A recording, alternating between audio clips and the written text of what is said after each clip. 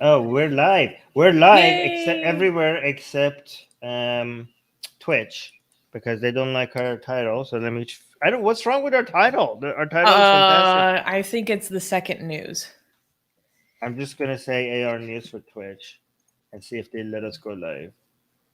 Are you gonna let us go live? Go live. Music Guy is saying that the audio is fantabulous. Thank you, music guy. You're very sweet. Yeah.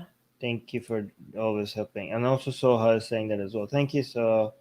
Yay! So many people here.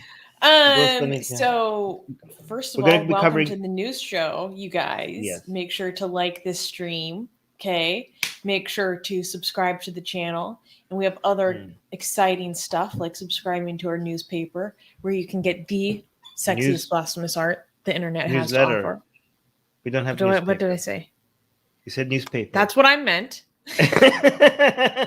Like, we have a newspaper? No. Next up, announcing our new venture. No. Yes.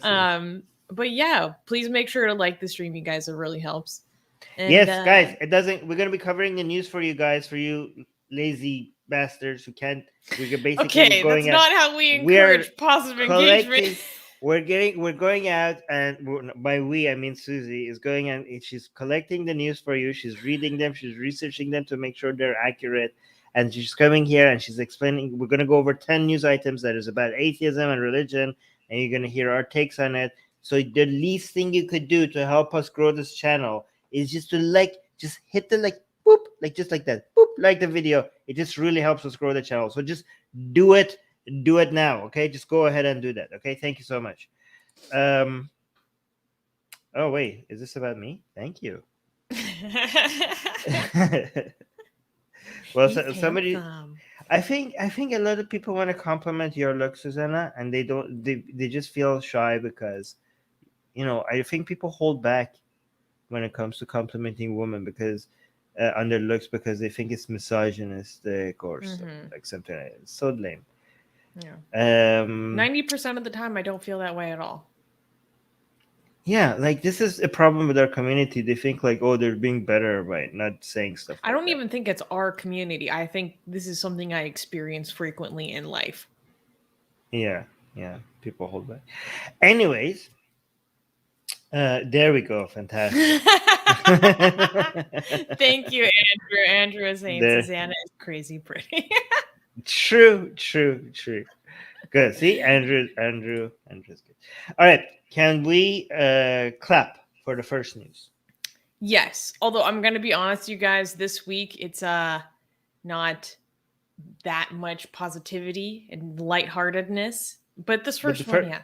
The first, so we have to we have to try to enjoy the first one as much as we can because most of them today are not that good. Okay. So first news. New report, top Christian page. I'm going to start again. First news, new report, top Christian Facebook pages controlled by foreign trolls.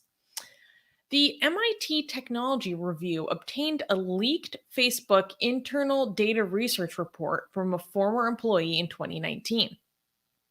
The report stated that 19 out of the top 20 pages churning out massive amounts of Christian content were managed by foreign troll farms.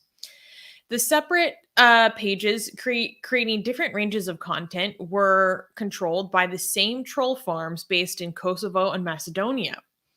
Around 75% of the combined monthly engagement of the pages are from users who did not like or actually follow the page itself. Jeff Allen, the author of the 2019 report, said, instead of users choosing to receive content from these actors, it is our platform that is choosing to give these troll farms an enormous reach.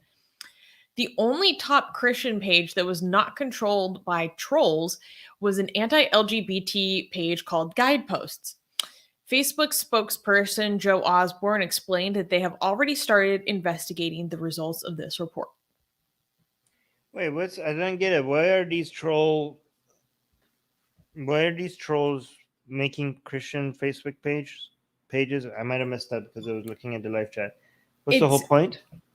Well, okay, it's what's interesting is that the all this was a kind of a minor subset of the larger massive report that was done about the problems of foreign troll farms in Facebook.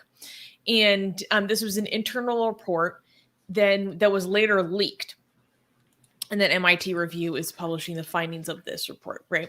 So in terms of the Christian pages here, this is a subset of the larger, examination that I'm talking about. And so this is done within a context of these foreign troll farms targeting very similar demographics to demographics that were targeted preceding the 2016 election. And there's actually some suspicion that there may be, it's tenuous at this point, a connection to the Internet Research Agency, which is was indicted for election interference and has Kremlin associations. So in terms of this Christian thing, why are they doing this? What is the motivation? Is because this is a majorly important demographic that they're trying to influence, right? Oh, okay. So let me give you a hypothetical to maybe suggest what the fear is here. Like, let's say that we have. Do we know which country these are based on mostly? Do we know? Well, or we don't.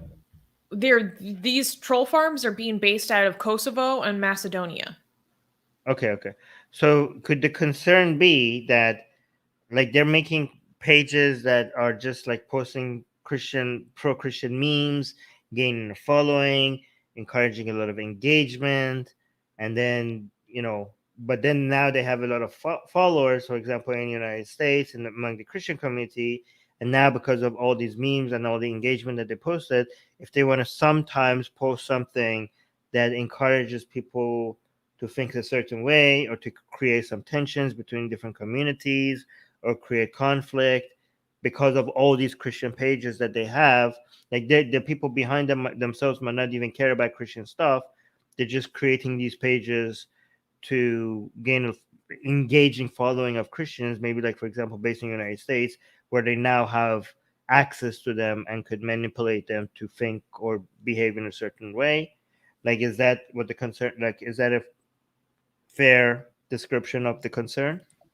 Well, based on the reports that I was reading on MIT Technology Review, they almost didn't make it sound like there was any ulterior motive or potential intentionality behind it potentially. They talked about how much of the content was just the most viral content that appeared on other pages. So it was content farming. Almost you're just taking what is most viral, adding it, and then distributing it yourself again, so it'll go viral again. And based off of their findings, they're I don't even think the people controlling this speak English necessarily. They might not even know what these are about, but they're just taking what is most engaging and regurgitating that. Well, we know from the very recent Facebook whistleblowing, what is getting the most engagement on Facebook, partially because of the way their algorithm works and what it pushes to other people who maybe didn't necessarily sign up to follow certain content, is that they push what is most disruptive and divisive to the top of your newsfeed out of thousands of options of what they could show you. So with that combined with this content farming practice, it's just a very easy way to continue to distribute very divisive messaging. Okay, but if they don't have any, if they're not suggesting any evil motives or ulterior motives or something like that, then what's the difference between a troll farm and a content farm or a content aggregator? Then if all they're doing is just posting content that is getting the most amount of engagement, then they're just a content aggregator or a content farm. So what's the definition of a troll farm? So the problem is so this entire report altogether was 15,000 Facebook pages. But like I said, the top 20, 19 out of the top 20 of Christian Facebook groups were troll controlled. In fact, all 10 of the top 10. But how do you what does that even mean then? What's the definition of a troll in the context of this research? They actually provide a really good definition. Let me find it really quickly. Wow. Troll Academic researchers are actually defining what is a troll. Amazing. Well, I mean, of course, they have to operationalize everything. Okay, troll farms, professionalized groups that work in a coordinated fashion to post provocative content, often propaganda, to social networks. Okay. So what makes it more troll and worrying in this case is that there are these 15,000 pages, all told, are originating out of Kosovo and Macedonia, which are known hostile agents based off of what happened in 2016. So that's an additional dynamic that causes increased alarm. Interesting. Yeah. So a lot of times, so a lot of people assume that a lot of these, I don't know, troll farms, who might lead to events that are, dangerous or harmful. Maybe they were like against United States, stability, and they're trying to create conflict offline by sowing distrust in the community. But it might be like that's not actually their intention. It's just that the content that just gets the most engagement, the way Facebook algorithm work, is that creating conflict is the most engaging content to put out there, right? By the way, I must say, like, a lot of people are blaming Facebook for this, but isn't that the problem here just the nature of our brains? Like the fact, like, I mean, as a social media website, you have to put content out there that is the most engaging. Isn't it our brains that are the problem that just finds conflict the most engaging? Like what is social media supposed to do? Like, okay, let's just give people what they don't want to see, and well, just theoretically, they could down regulate, which is like stuff that's more divisive. I can't remember exactly because the whole Facebook whistleblower thing happened so recently, and I haven't been able to dig into that. But I've watched a few interviews with the whistleblower, and she was talking about how they had various protective factors that they put in place for like the election, and then afterwards they like turned it off, like no big deal. Because their business model is to how to get people to be engaged on our platform. Like, it's kind of, I mean, what do you expect?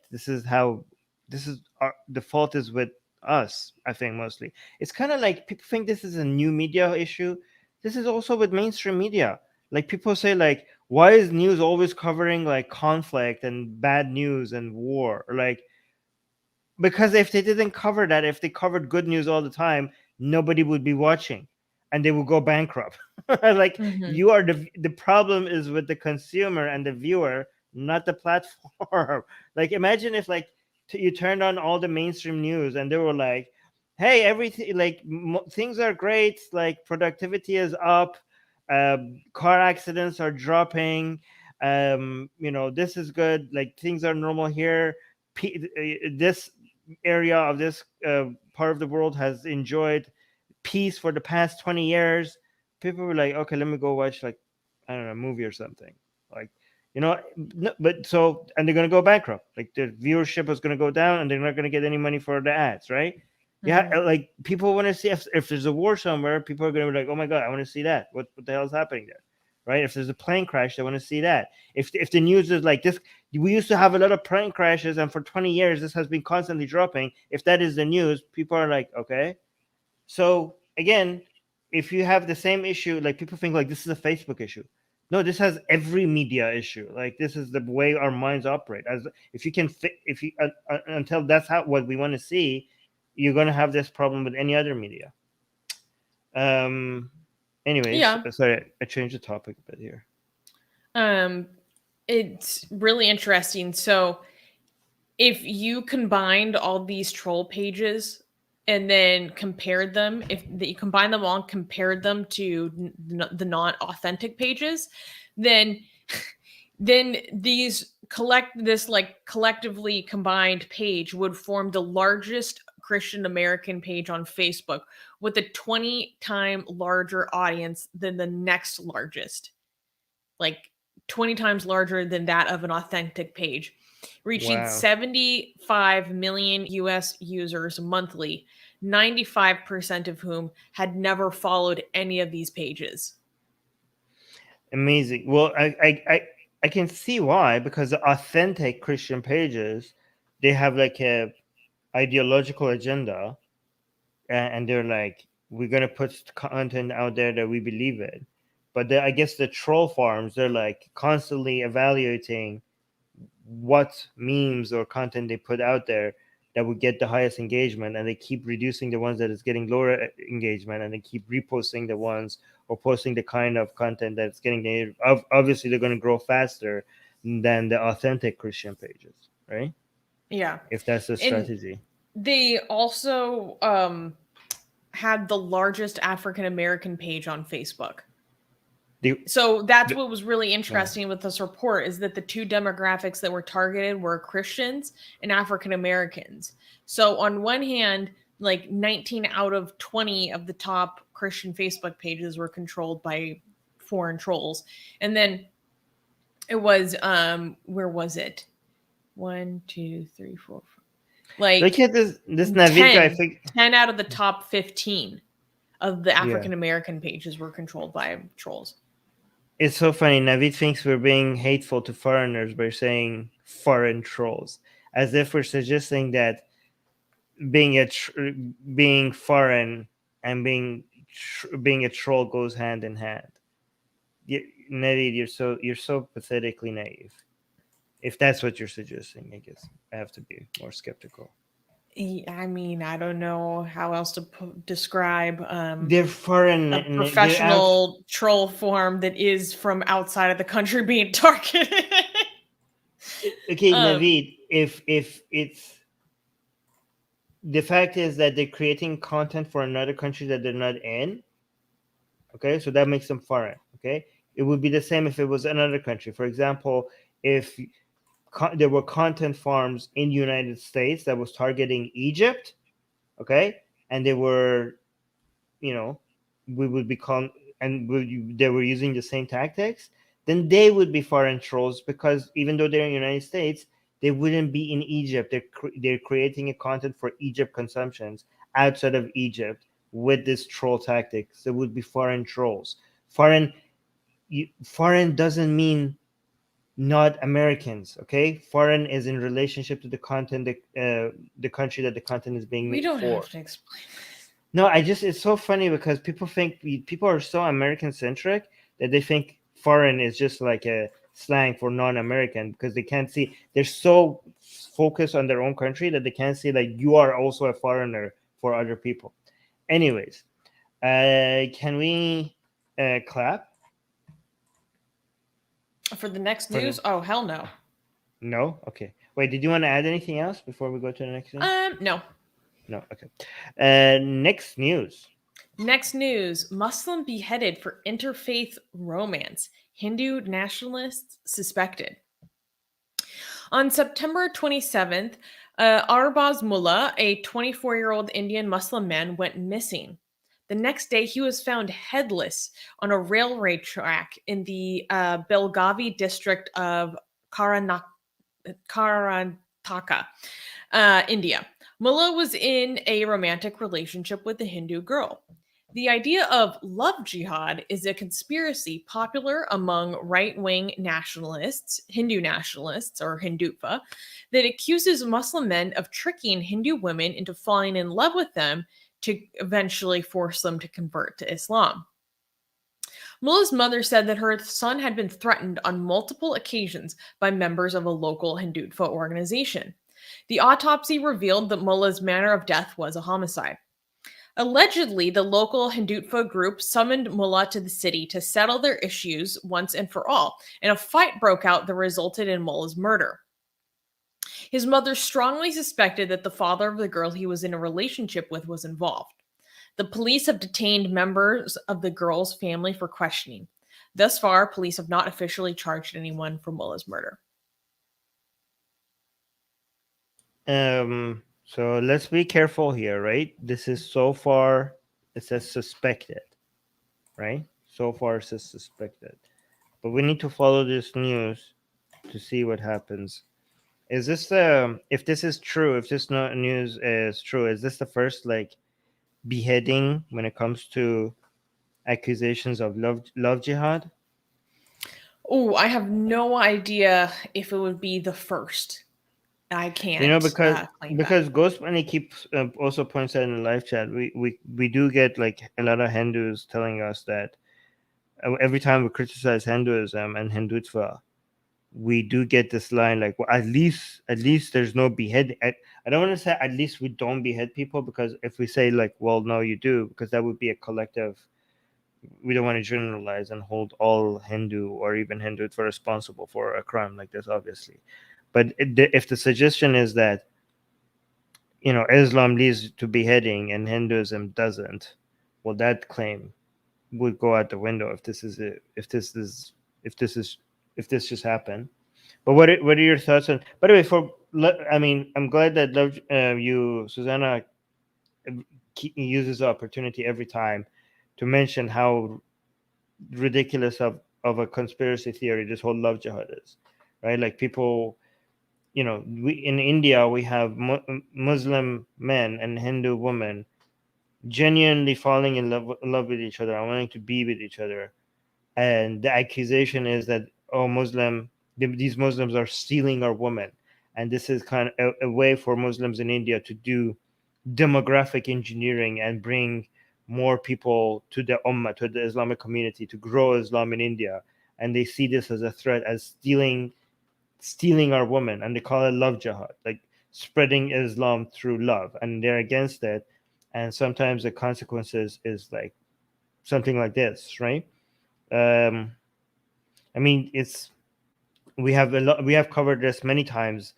In India there was like marriage, like women who were um Hindu women who had fallen in love with Muslim men being abused, accused, arrested, tortured, even killed. Men killed and burned because they fell in love with the Hindu woman. Weddings attacked and crashed, and this has been such a major source of misery by people who take the law in their own hand, and the police who actually lets them do because what they want, because these mobs are just so intimidating. And some of the time, so many of the time, the police actually takes their side. A lot of these Hindu mob, but it's so disgusting because if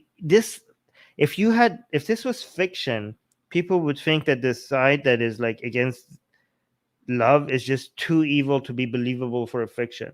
Like these people are genuinely like accusing people who want to be with each other and are just in love with each other, and they're going and attacking them and killing them and accusing them of this ideological, like people who genuinely want to be with each other. And every time we say that this is a conspiracy, they keep pointing us to real examples of Hindu women being abducted in Pakistan. You know what I mean? As if like when we are as if we are dismissing those real abductions.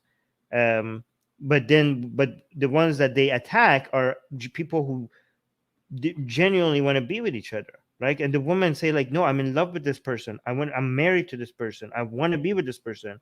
And they accuse them like, no, you don't know, you've been manipulated, you've been brainwashed. And then we're like, how do you know that? And they keep pointing out to the examples of women who were actually abducted, mostly in Pakistan. And like, how evil do you have to be to use examples of real women who have been abused and kidnapped and killed as a way to excuse your hatred, as excuse to as a way to legitimize your abuse of people who want to be with each other? Susie, you wanted to say something?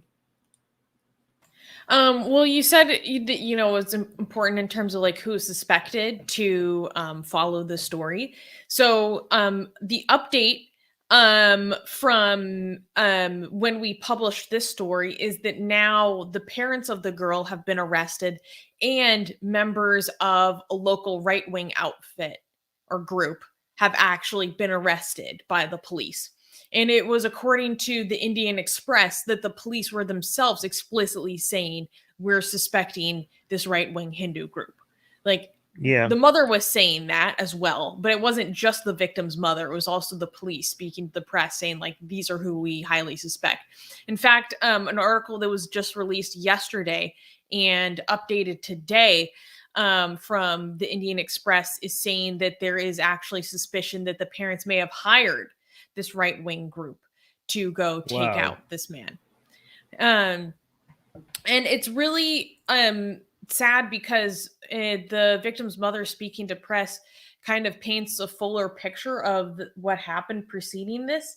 So basically, like, they had been dating for 2 years, and when these groups caught wind of it, they started to harass this man. In fact, they even came and like harassed them at his home with his mother and extorted both of them, saying, like, you have to pay us and we'll leave you alone, like a protection racket. So That's how extorting the him, mafia works.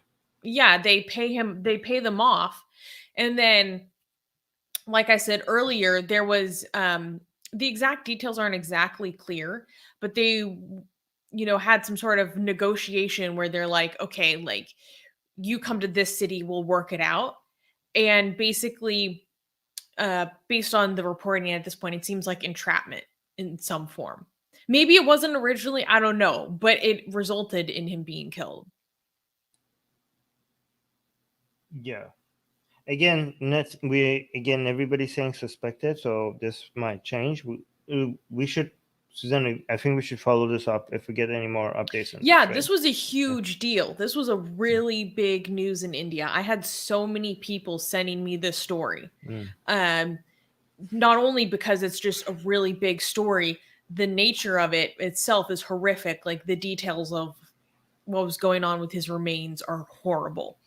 But also because, like you mentioned earlier, there are people coming to me and saying, like, they meaning right-wing Hindus, tried to throw it in your face so many times. Oh, we don't behead people. Like, and that's the only reason why you feel safe to blaspheme against us, because, like, you just think we're a soft target, like, almost self-victimizing in a way. Right. Like, we're the nice ones. Why are you doing this? Meanwhile, we were actually getting threats of beheading. And then people are sending this to me. They're like, Susie, look, like, this stuff happens in real life. Yeah. Well, so far, allegedly. I just want to be careful about that. Again, if this story is true, even if this story is not true, again, it looks like it's true. Like, it looks like the far right Hindus are responsible for this. There's always a chance that something else might happen. But even without the story, this stuff like this has been going on from far right Hindus in India for a while now. And I can't imagine right now anywhere in the world a more dangerous far right ideology growing. Like, it's amazing how this is not getting more attention outside of India. People, even among people who are concerned about the rise of the far right, like, show me, like, again, I'm not saying we shouldn't be concerned about the rise of the far right in other places, right? Like, some other places that we should be concerned about is like Eastern Europe, right? But also Western Europe and North America. Yeah, there are far right groups there, and we should be concerned about them. But show me one other place that they're doing stuff like this, like they get to do stuff like this, you know, like, and to this level, and with the help of the government and the police sometimes, right? Like, this is insane. Or at the And we're very talking least, authorities turning their back on it. back on, yeah, and they're getting favorable treating. Like, again, this is, I don't think the authorities are gonna let this pass, because this is such a high profile thing. But we have had examples of other situations where the women were like, even the mob came and intimidated the police, and the police gave in to the mob and arrested a woman for marrying a Muslim, and she was pregnant, and she had a miscarriage in jail. Like that was her crime. She married a Muslim. So many people are in I can't hiding remember. because I think the miscarriage was maybe contested later.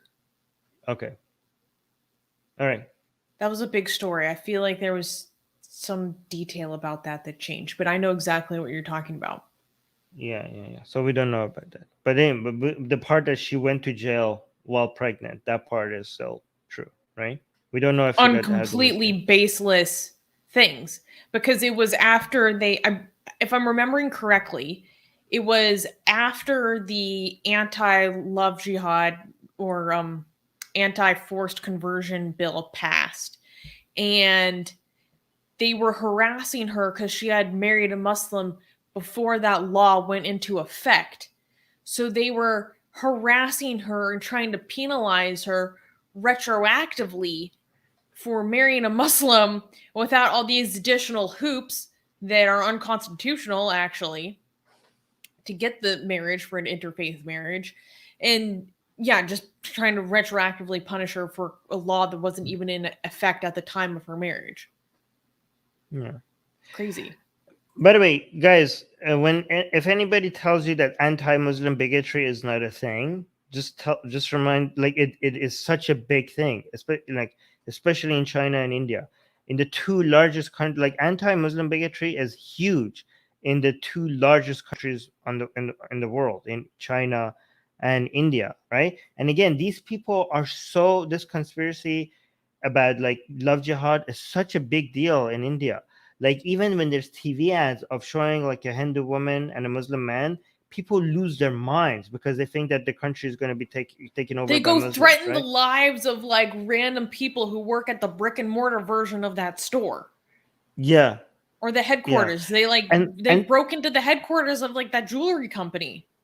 it's funny because I mean it's not funny, but it's interesting that they don't have an issue when it's the other way around, right? When it's a Muslim woman and an Indian man, sometimes they even celebrate that, which shows how much these far right people are just the same.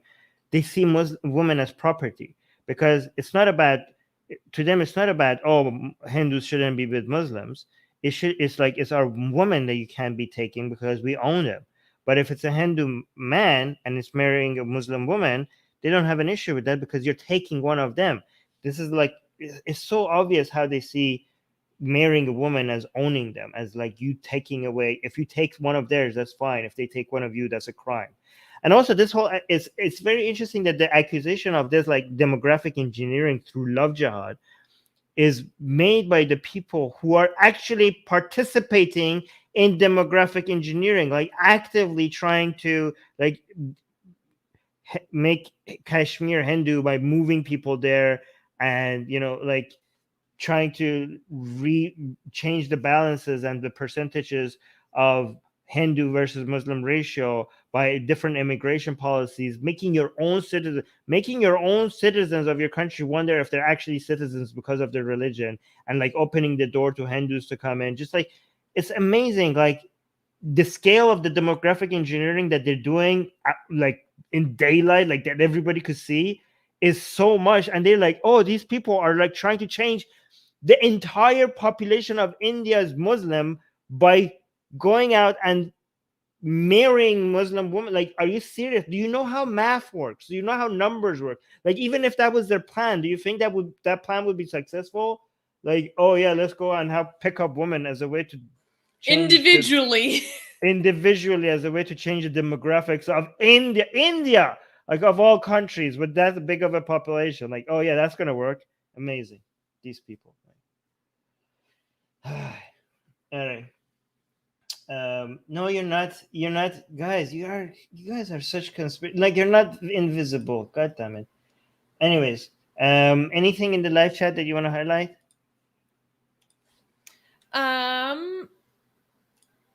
Not really. Okay. Because Let's see. I think I saw some Indian people had some comments. I just thought like maybe people from India, if they have a take on the story, we might want to highlight Well, it. liberal Hindu is saying that they think that you know, claims of demographic engineering in Kashmir are Exaggerated, not wrong, but exaggerated. How could it be exaggerated when I didn't say the level of it? So if you're saying it's not wrong, the only thing that I said is that it's happening, and I didn't even mention the level of it. So given that you're saying that it's true that it's happening, and all I said that it's happening, how could I be exaggerating it? Because I didn't say to what extent it's happening.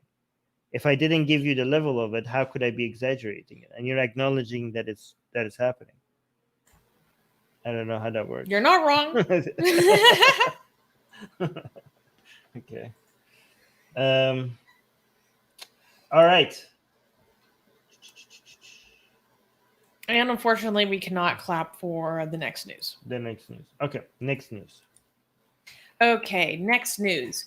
Uyghur Muslim businessman confirmed dead in Chinese prison. Local officials in China's Xinjiang province declared that a notable Uyghur businessman and philanthropist, Yaqub Haji, died in prison. One of Haji's friends, in an interview with Radio Free Asia, said he was arrested in 2018 because he made donations to build a mosque and gave 3,000 yuan to a religious cleric to build the house. Dr. Yasser Ghadi, an American Pakistani preacher, acknowledged Haji's generosity towards the Uyghur community. The Chinese government considered his donation a support of... Can I say the T word? Yeah, go ahead. The Chinese government considered his donation as, quote, support of terrorism and was tortured for his confession. On September 6th, his body was returned to his family in an advanced stage of decomposition. Haji is the latest victim of the Chinese government's ongoing campaign that actively targets millions of ethnic and Uyghur and Kazakh people in business, academics, cultural and religious figures in an attempt to destroy their identity. Wait, so is the story that this businessman in China raised money to build? Can you go over one more time exactly like what was the step by step of what happened?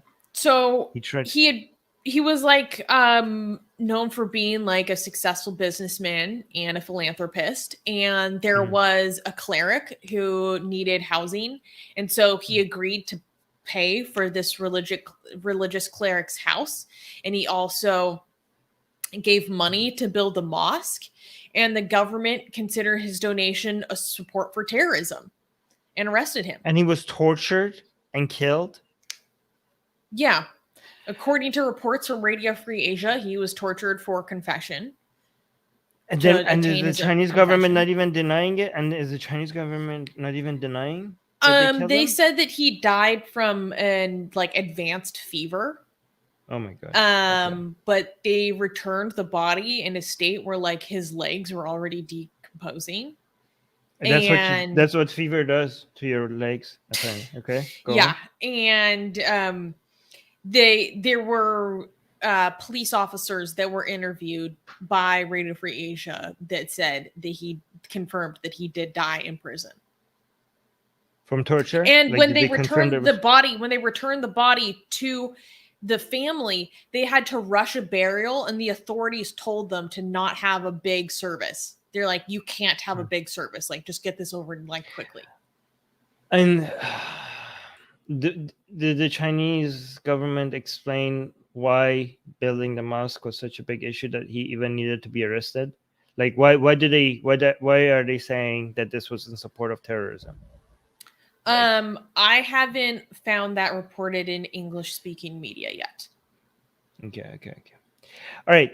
There's always, the reason why I'm asking these questions is because there's always, even though Chinese government, evil, right? Again, Chinese government. I'm not talking about Chinese people, okay?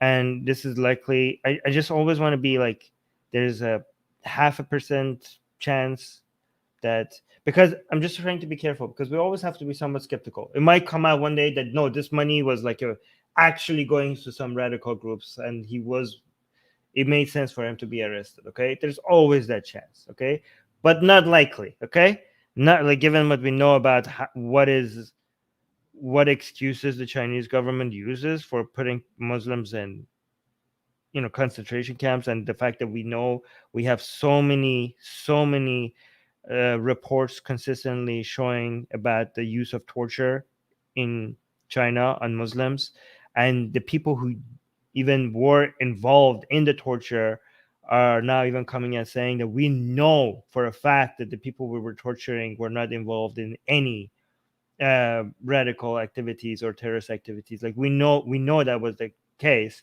while we were electrocuting their genitals. Go on. I just wanted to give the exact quote from the article. So this is a quote from a friend who requested anonymity. Quote, he was born in 1976 and became wealthy doing both real estate and development and exports to Kazakhstan. He also became a philanthropist helping many people. Another friend of Haji's said Haji had been detained for his religious philanthropic contributions in the prison. Oh, blah, blah, blah. Quote, I heard from community members that Yaqub Haji was imprisoned because of his donation of the building to the building of the mosque and for giving money for a religious cleric to buy his house. He was tortured for not confessing to those crimes and kept in solitary confinement for a long time. So those specific details are the claims of a friend of his. But just to give you guys some perspective, and there's another story of a different Uyghur philanthropist who in 2018 was sentenced to death for going on Hajj without it being sanctioned by the Chinese government and returning. What? Wait, what? Again? Like, what was the crime there? He went on Hajj without permission from the government, essentially. You need permission from the government to go on Hajj? Apparently. By the way, Hajj, for people who don't know, is like unsanctioned Hajj. Okay, so Hajj, for people who don't know, is like the Islamic pilgrimage to the Kaaba. That's called the Hajj. And he was arrested for that, for just traveling somewhere? Like, wait, like, so the reason is he went to perform Hajj on his own instead of joining a state-sanctioned tour group. What the actual? What this? This is like this is like a dystopian novel. Like, this is like George Orwell would be like 1984 doesn't like it's not even like, this is so evil. Like, I don't even have words to say. Like, what the hell is happening to China? Like, how do the people involved in this not think that they're not evil? Like, do they not think like, God damn it, we're evil? Are we, like, the whole? I mean, maybe that's just how much they've like bought into the totalitarianism. What is like people think they're immune to this. Apart. Like, I tell you, everyone who's a member of this chat is like, ourselves included, is not immune to this. This is like, again, this is like, if this was in a fiction, you would be like, this is too cartoonishly evil. It doesn't feel like it would be believable in a fiction. That's how evil this is. Like, this is like how you would, make a villain look like if you were doing bad writing in a fiction. God. Yeah, and the reason why I wanted to cover this story is because we haven't talked for, I don't know, a long time, maybe a few months, about the Uyghur genocide and what's going on in China and the persecution that people face in Xinjiang for their ethnicity and also their religious practice is super severe. I've heard it said that Xinjiang is the most surveilled place on earth. And neighbors are encouraged by their government to snitch out on each other when they see each other participating in religious rituals or customs, or maybe having sympathies to people who want to revive and protect Uyghur culture. It's really horrible what's going on. And not to mention the vocational centers, just the vocational centers that look like prisons, where upwards of 1 million people are being held and essentially forced into slavery under the guise of like a rural economic revival. Unbelievable. It's also very sad to see that some of the main Islamic countries in the world are not only silent about this, but they're endorsing it. You know what I mean? Like, these are the same Islamic countries who constantly show how much they hate Israel, constantly say attack Israel, and also endorse like violent attacks against like Israeli civilians for the crimes of the Israeli government, which is like nothing compared to what China is doing to Muslims, right? Like, oh my God, Israel is like abusing Muslims in Palestine, and that's why we're anti-Israel. But yet, when it comes like countries like Iran or Pakistan, or Saudi Arabia, they bend the knee when it comes to China. And not only like they bend the knee, like they actually send them congratulation letters on their methods against terrorism. That's that how, you know, so not only we're not seeing a pushback against China by these Islamic countries for the way that they're treating Muslims, they even be like they're buddies with them. Like Pakistan cannot be any more, you know, loyal to China. Like they seem like Mm-hmm. it's you want to say something? Yeah. Well, D is saying, has the Chinese government confirmed his death? According to Radio Free Asia, another police officer in one of the people who they interviewed, their neighborhood, a local neighborhood, declined to tell RFA the cause of Haji's death, although he did not deny that the businessman died in prison. And Mustafa's bringing up an interesting point. Mustafa is saying, let's not forget, people from there, meaning Xinjiang, illegally migrate to Afghanistan.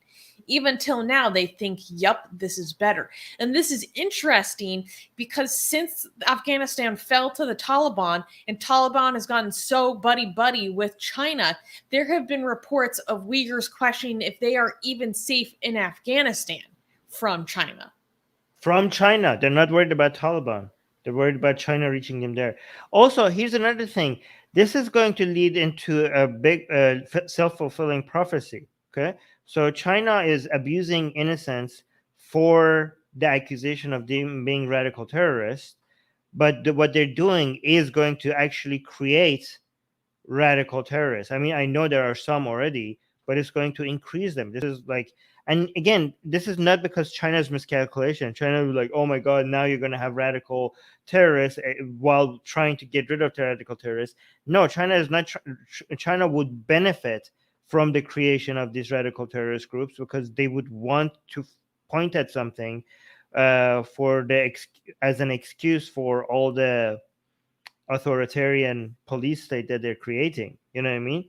Like, especially now with the situation in Afghanistan, a lot of the actual radical Uyghur terrorist groups, which do exist, they're going to get a lot of this is, you know, a lot more recruits. And the problem with some of these radical groups was that it's hard for them to mobilize and practice and create bases given how much control China has.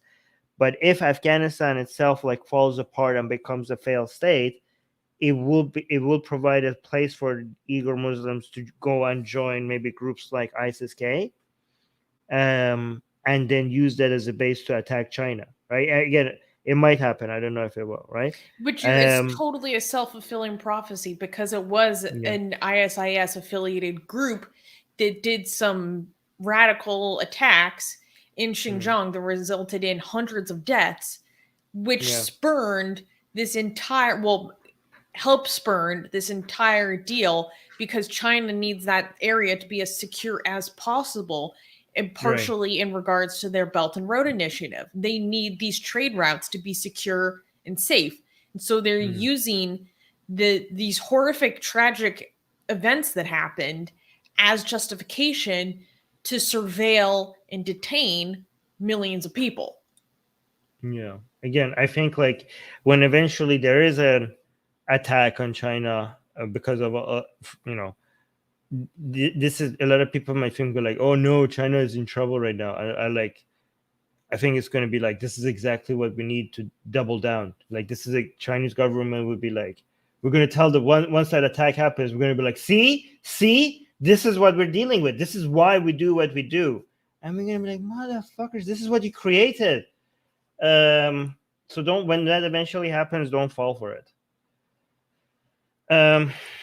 Well, I hope, this is just to tell you where my source of hope is, because this looks like in the near future, things look to be going downhill when it comes to human rights.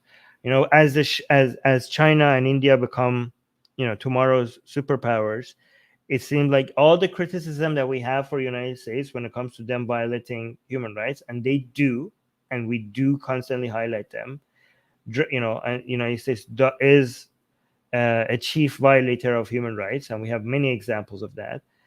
The superpowers of tomorrow are probably going to be worse if we look at way worse. When it comes to China and India, stepping into filling in the gap that the Soviet Union left behind, their concern for not violating human rights is even less than the United States of America. So things are not looking good.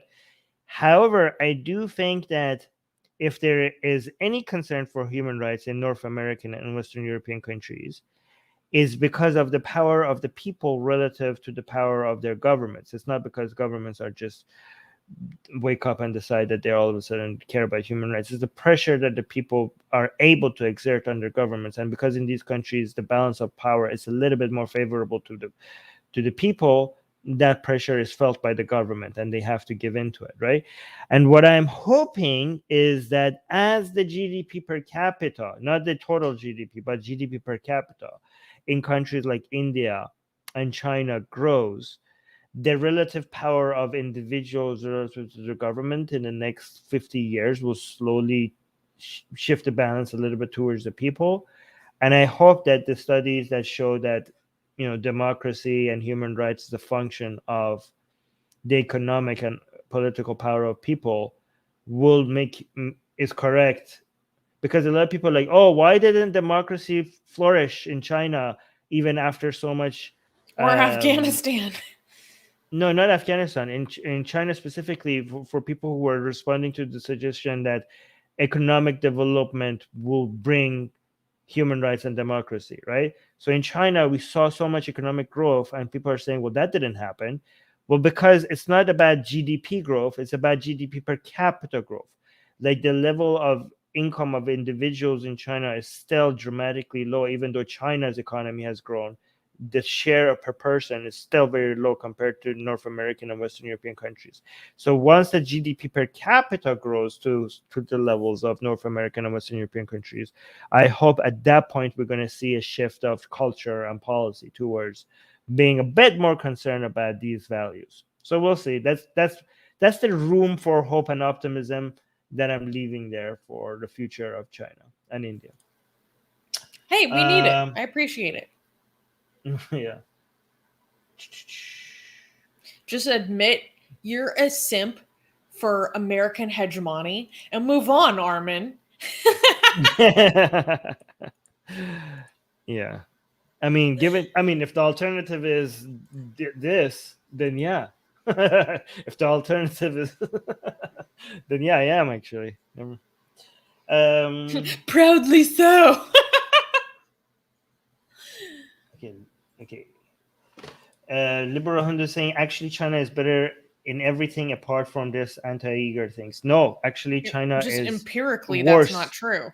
No, China is actually worse in almost everything. Almost everything. Okay. Oh yeah. So, and Christopher is saying, when I lived in China from 2004 to 2007, I still thought it might be on the way to a better future. I still think that short term, again, for both India and China, short term future, I'm pessimistic. Long term future, I'm optimistic for the entire planet. If we're looking like 50 years, between 50 to 100 years in the future, I'm actually optimistic. But and between 10 years to 50 years, I'm actually pessimistic. I think in the next 40 years, things are going to get worse. but in the next 50 to 100 years, things are going to get a lot better. All right, can we clap for? I'm assuming no. Can we clap for the next Nope. news? Nope. Okay, next news. Next news, mentally unsound woman sentenced to death for blasphemy. On Monday, September 27th, a session court in Lahore, Pakistan, found school principal Salma Tanvir guilty of blasphemy charges and sentenced her to death. Tanvir was charged with blasphemy in 2013 for distributing pamphlets describing herself as the last prophet of Allah. Court records showed that a prayer leader from Bahadurabad, a neighboring city of Lahore, complained against Tanvir.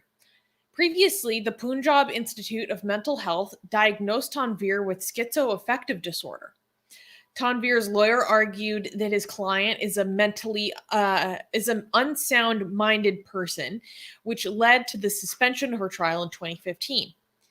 In 2019, the Punjab Institute of Mental Health released an updated diagnosis stating that Tanvir is now fit to stand trial. The verdict stated that she shall be hanged by her neck until death. Why do they do that? Why is this the most brutal way, like one of the most brutal ways of killing people? Like this guy, like why do you hang them until guys, this is what when they hang people like this is not like what you see in the Wild Wild West on TV. That is actually a more humane way of killing people. The way they're describing to kill people is by making them suffocate slowly while being hanged. It's not one of those ones that they open a trapdoor behind from under their feet and they drop and their necks break. That is a death, that type of hanging, like when you see on Western movies. That is a quick death. Okay, the way they do it in Islamic countries is they just lift you from your neck with a rope, and then you just like until you like it takes. Sometimes it takes a long time before you die. Go on. You want to say Is that actually how they hang people in Pakistan? Because I know, like, what? you shall be hanged until your death is actually what they would say in the United States Oh, when doing a hanging, but doing the drop. Like, it's a oh, really? I didn't technicality know. because people It have just been sounded like the Iranian hanged but method. didn't die, so they needed to update the legal framing to say that. Ah, okay. Because I know in Iran they hang you without dropping you, and then you just like shaking like a fish out of water until you die for after a while. Like I know that's how they do it in Iran. So and the wording that you said here made suggested to me it seemed like they're going to do it the Iranian way, but maybe not. So thank you for clarifying that. But if they are doing it the Iranian way, this is even guys like this is not Islamic way of killing people, right? And the Islamic way is like beheading by a sword, and that's actually more humane than hanging people by their neck until they die because that is faster. That is like less. There's less torture involved in that one. I would So I choose don't know. that. Yeah, like I mean, it looks more brutal because there's like your head is being detached and there's blood everywhere. Even though it looks more brutal, it's actually more humane than hanging somebody until they suffocate. Um, so I don't know where do these Islamic countries are getting this hanging till death part. Like, there's no hadith or there's nothing in Islam that says this is how you kill people. I would This, speculate that they understand that just going full beheading would give a really bad look that they're trying oh not to wow! go with. Imagine Like, torturing maybe people. this is total speculation, but there may be like, the full beheading that is just it does seem too barbaric. So we can't do that. So we'll go with the hanging because that's more modern. So with people going with something. So people are going with something that is actually more barbaric to not go with something that aesthetically looks more barbaric. I don't know, maybe. Yeah, amazing. But doesn't that Yeah, kind of but make that's sense? yeah. I guess you're right. I guess it's about like it's about how it looks like just like beheading. It just looks like so dark age and barbaric and ancient. Yeah. And like, oh, we're modern people. We hang people like what we do in the yeah. Okay. So, for those who are not familiar with the persecution of alleged blasphemers in Pakistan, Pakistan is notorious for putting a lot of people on death row for Oh yeah. blasphemy. What's interesting, though, is that thus far, Pakistan has never actually executed someone for blasphemy. So the sentence has never been carried out. Oftentimes, people will be stuck on death row for years while other things are going on in the legal process, or there are international efforts to, get these people cleared of their charges behind the scenes, and maybe they escape out in the dead of night. And ironically, they're often safer on death row in police custody than they would be out just in the public, where the potential of just being lynched in a crowd is more likely, or way more likely than it ever should be. What's interesting, though, so I was reading an article about this, and it says, what happens next? However, the death sentence in the case cannot be executed before the Lahore High Court confirms it, the verdict said.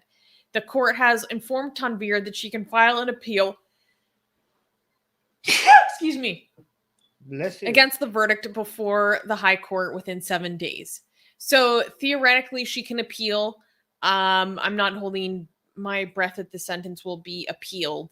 But what often happens is that higher courts either overturn or commute the sentence that was given by the lower courts. So it's not likely that she will be executed in this case, but it's obviously so distressing to think that a woman who has a confirmed history of serious personality disorders like schizoaffective disorder, is still receiving this sentence. Maybe it's a mercy sentence because they want to keep her in jail, because they know if they let her go, she will be killed or something. What if there's some people's motivation behind this is actually because they're concerned about her freedom? Maybe let's actually have an optimistic hypothetical about humanity. Maybe people are we know you don't deserve a death sentence. We know that this person is mentally ill and they can't be held accountable for anything, the things that they're doing. I mean, and also maybe blasphemy shouldn't be punishable by death anyways. But we're going to keep insisting that to accuse you of blasphemy because we know blasphemy, people don't get actually executed in Pakistan for blasphemy. And second of all, we need to insist that you are guilty to keep you in jail because you're not going to be safe out there. What if there's actually some humane reasons to keep this blasphemy accusation on her? I like how you just constructed this world just to cope with how bad it actually is. It could be Armin, no, I don't want you to give people the wrong picture. That's not what's going on here. Okay, fine. I'm sorry. Do you say when an atheist sneezes, say nice sneeze rather than bless you? We do this in my house. Oh, that's how you. When an atheist I actually want to say God bless you. I want to go for the full on God bless you, because I think a lot of atheists are too picky about the word choices of atheists, and they kind of becoming a little bit religious about it. But I'm actually thinking next time somebody sneezes, I'm going to double down and not just say bless you. I'm going to say God bless you. It's like when people on the Persian channel got upset you were saying salam. Yeah. No, they hate it when I say, because on the Persian. So we're done with this news. I'm going to say this. Okay. On the Persian channel, a lot of atheists in Iran, they hate saying salam as a way to say hi to each other. So they use the ancient Persian word durud. And every time I say salam to everybody when I start the Persian show, there's some people in the live chat oh, Armin, why are you saying salam? That's Arabic. That's not Persian. You have to say durud instead of salam. And I'm like, Assalamu alaikum wa rahmatullahi wa barakatuh. So I say the full Arabic Islamic version of it just to piss them off. Yeah.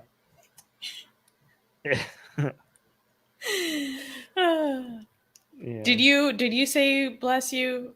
Did you bless my sneeze when I sneezed, or did you say nothing? I said bless you. That's why Okay, the live thank chat you. is pissed off. I'm just checking that you had good manners. No. You know what? I'm not gonna say it next time. I'm kidding. I'm kidding. I'm kidding. God bless you, Susanna. Oh, thank you. All right. Okay, so can we clap? Wait, is this the same news as before, or is No. this a similar? Wow, what we have two Hindutva stories today. Yeah. Okay, and we can't clap. No. No, we can't. All right, next news. Next news. Muslim businesses suffer attacks by Hindu vigilantes. In India, the economic marginalization of Muslims in India is becoming more apparent as small time vendors, shop owners, and even industrialized businesses are often attacked by Hindu nationalists. Attacks against Muslim owned businesses come in many forms. Violence is usually reserved for Muslim men who conduct business in the streets. Big scale businesses suffer severe online disinformation campaigns. At the same time, policymakers create a legal atmosphere that puts unnecessary pressure on Muslim owned companies. Quote, we have nowhere to complain. The police and the municipality officials side with such groups, said Afzal, a business owner in Uttar Pradesh. As nearly half of Muslims in urban India are self employed, this trend of attacks against small vendors could have far reaching economic implications.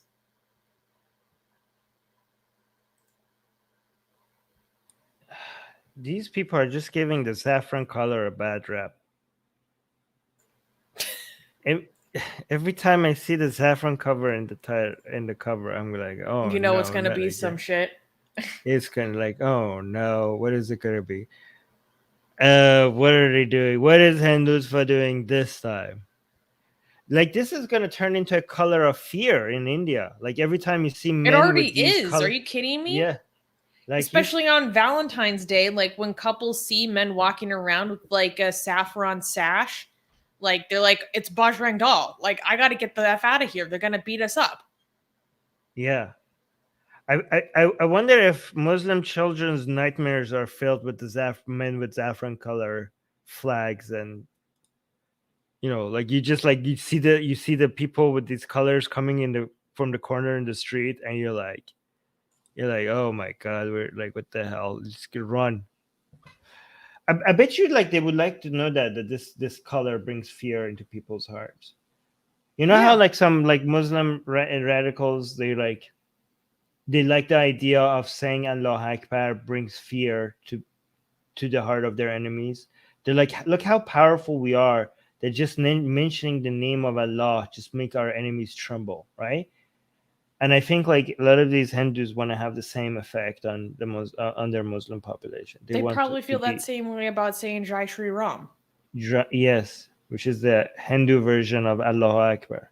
They Yeah. want to be able to, when they say that, for you to cower in fear, because you recognize their power and their might and their superiority, and for you to have to acknowledge your place as in society as beneath them. Basically, second class. This Well, yeah I these are wanted, just men wanting to be like being manly. I guess this is what people refer to when they're talking about toxic masculinity, I guess. yeah, Yeah. a lot of this Yeah. actually comes from economic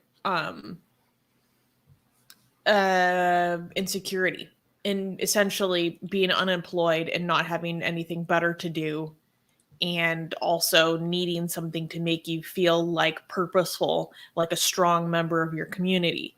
So if you're unemployed and you're not contributing as a young man, like this is a very easy way to literally join a gang and feel like you're a part of something bigger than yourself.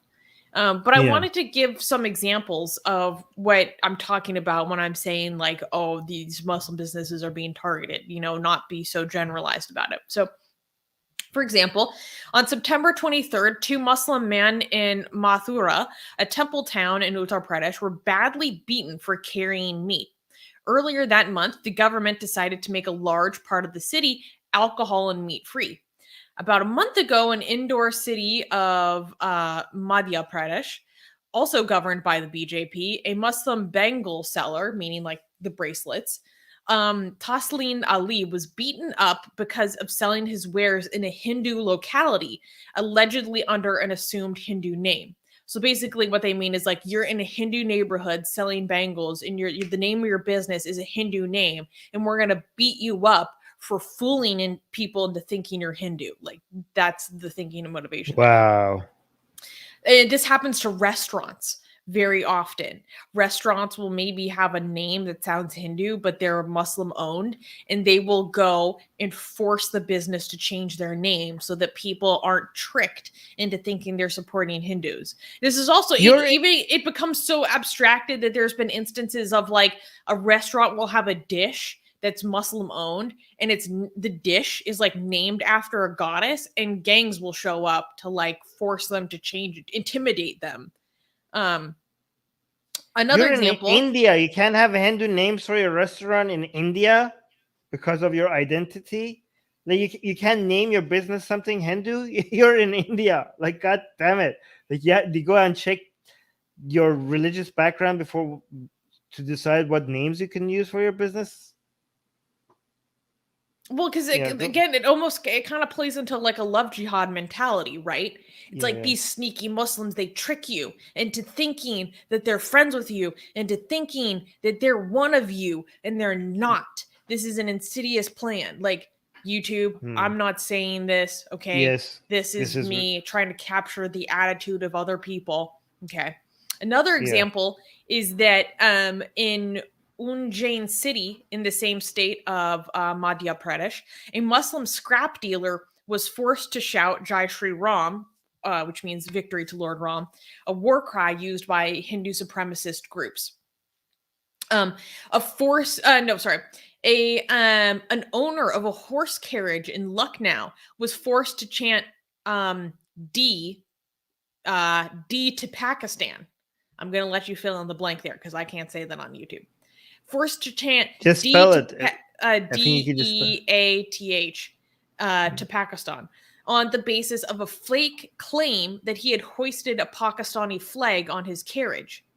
Then again in Mathura, a Muslim eatery owner was forced to change its name to Srinath Dosa, from Srinath Dosa to American Dosa Corner because right-wing groups objected to him using the name of a Hindu god.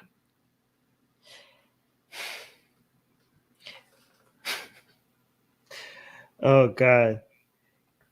You know, any of these things, if something remotely similar to this happened once in the United States or in Canada or in Western Europe, people will be losing their mind, right? Imagine if you had like and rightfully so, okay? Imagine like if a bunch of goons like captured a black person in United States, like a bunch of like, you know, white supremacists like attack a black man, and they're like, we'll let you go after you say, I don't know, DEATH to BLM, and then we will let you go. And imagine if that was like happen, and that would be on the headline news, not in United States but globally. That would be like, look how bad the situation in United States is. Again, it should be covered globally. I'm not saying like, oh my god, they would be exaggerating how big of a problem this is. No, that is legitimately a story that needs highlighting of how bad situations are, right? But when the far right does it in India, it's only news in India. Like, why is the rest of the world not taking note of the fact that we have the biggest rise of the far right is happening in India? But go on, Susanna. Well, I also wanted to emphasize that this isn't just an issue that's happening on like a micro person to person level, right? So for example, when the BJP came into power in Uttar Pradesh in 2017, one of the first things they did was to shut down slaughterhouses and meat shops. And they were saying, oh, well, this is because they weren't following regulations. And then ever since then, no like updated regulations or anything has ever come into place or been enacted. Like they just shut them down wholesale. And people might be like, okay, well, this seems kind of legitimate, except when you start to consider one, it's Uttar Pradesh, which is the chief minister is, I can never say his name right, Yogi Adityanath.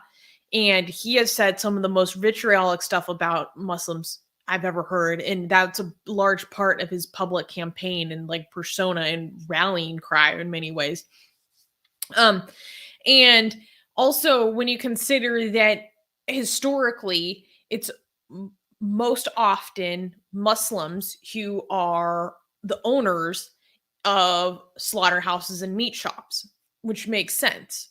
So they are targeting a part of the economy or an industry that is historically in, I don't know, I'm going to assume the majority of which is Muslim owned. When you take also into account that, like I said earlier, nearly 46% of Muslims in urban India are self-employed.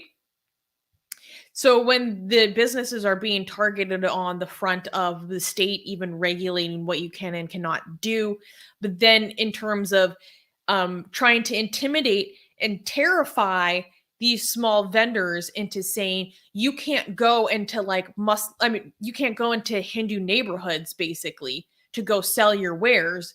They're now going to be confined into smaller and smaller places where they can actually go and hopefully turn a buck and gain economic opportunity, because it's like racial as an American equivalent would be like racial intimidation based off of being in the wrong neighborhood. You know, it's you can't sell this here. Are you kidding me? Like I want to give that comparison to hopefully like help people understand like that the gross feeling you should be having. How disgusting all of this is. Yeah. This is this is such a good point, Susanna, because I constantly get this feeling that a lot of people who are not Indian, when they hear these stories, they're like, "Ooh, that's bad," and they agree that this is bad, but they don't get the same disgust reaction that they would rightfully get if the victims were like, in Western countries and the victims were Black or Jewish, right? Mm-hmm. And again, I have to constantly say this, like if the victims are Black and Jewish, the disgust feeling that you get is justified. It should be there. But I don't see why people don't get the same disgust reaction when Hindus are doing this to Muslims, or Sunni Muslims are doing this to Shia Muslims, or Shia Muslims are doing this to Sunni Muslims. Like, but is exactly the same thing if this was white people, some white, like, I don't know, radical group doing this to Black people, or some neo Yazis. Can I say Yazis? We're doing this to like some Jewish group, Jewish people. I just think that the reaction is just not there. You want to say something? Well, what's so ironic is that some spokesperson, or let me find the exact title of the person, but basically, some people are saying like the quiet part out loud. So, there was a journalist who was being interviewed and part of looking at the economic impact of how this is going to affect this community as a whole. And they said, quote, "The BJP government has been speaking against Muslims since it came to power. Just by speaking against them is not enough to win the hearts of their Hindu supporters in the politically charged state. The Muslim community has to be brought to its knees by economically marginalizing them even further. This is done in order to send a signal to the Hindu electorate that Muslims are being shown their place." But Wow. there was a Hindu mass gathering in January of 2021 when this anti-Muslim preacher, Swami Adnan Swarup, said that Hindus should decide that they will not buy anything from Muslims. So just boycotting any Muslim business. And he said to a crowd of hundreds, quote, "If you destroy them socially, politically, and economically, they will begin converting to Hinduism from Islam." This is who said this again? An anti-Muslim preacher in Uttar Pradesh Oh, at amazing. a Hindu panchayat, just says mass gathering in parentheses. One last thing I want to highlight is that it's go on. But you didn't pick up on the most important thing. What? He is saying that this is how they are going to pressure Muslims into converting to Hinduism. This is like the and they are the ones who accuse people of love jihad. Is that what you're getting? Yes, but through social and economic intimidation. What? Yeah, this is what. Oh, yeah, you're right. You're right. This is what should I? Such a good. Yep, Susanna. Perfect point. This is like they accuse Muslims of love jihad, trying to bring Hindus to Islam with love, and they consider this like a crime, accusations of demographic engineering, and yet they are the ones who are doing this at a mass scale through collectively through violence and intimidation. That's a great point. That's fantastic. That's a very good point. Amazing. The hypocrisy is amazing. Yeah, you know what, you're right, because next time, from now on, every time they come up with this love jihad conspiracy theory, instead of pointing to Kashmir, which is like a lot of people don't agree about what's happening in Kashmir, this would be a more easy thing to point to about, like, you are the ones doing the demographic engineering, and not through love but through violence. And you say it to a crowd of hundreds of people. You openly brag about it. God damn it. Again, when I say you, we have to be careful not to collectively hold all. When we say you, we're talking specifically about the people who make these types of accusations and yet endorse these kinds of policy and attacking Muslims, right? When we say you, we're not referring to all Hindus. We're not even referring to all of Hindutva, okay? We're specifically talking about the people who think and say these things, okay? Last point I wanted to highlight was about the fact how sensitive these people are about people who might be endorsing Pakistan, and how hateful they are against Pakistan as an entire country. And yet they are the people who are making India get closer to becoming like Pakistan more than anyone else, right? Like you are Pakistanizing India. You're making it harder and harder for us to tell you apart, and you're becoming what you hate. So congratulations to Hindutva in making India more like Pakistan every single day. Again, I'm not saying they're the same. I acknowledge that Pakistan is a lot worse, right? But you're getting closer. You're moving towards that direction, right? All right. India came after us a lot harder than Pakistan ever did. Yeah, but more people die from blasphemy in Pakistan. Yeah. And like, yes, our experience has been worse with India, but overall experience for most people is a lot worse with Pakistan. Okay. Can we clap for the next news? Let's clap because it's like not the worst. Because nobody it's not died? as bad as everything else we've Was covered. anyone tortured or died? No. So, okay, that's our standard. That's like relatively good news. Next news. Displays of women vandalized in Israel. Hardline Jewish groups suspected.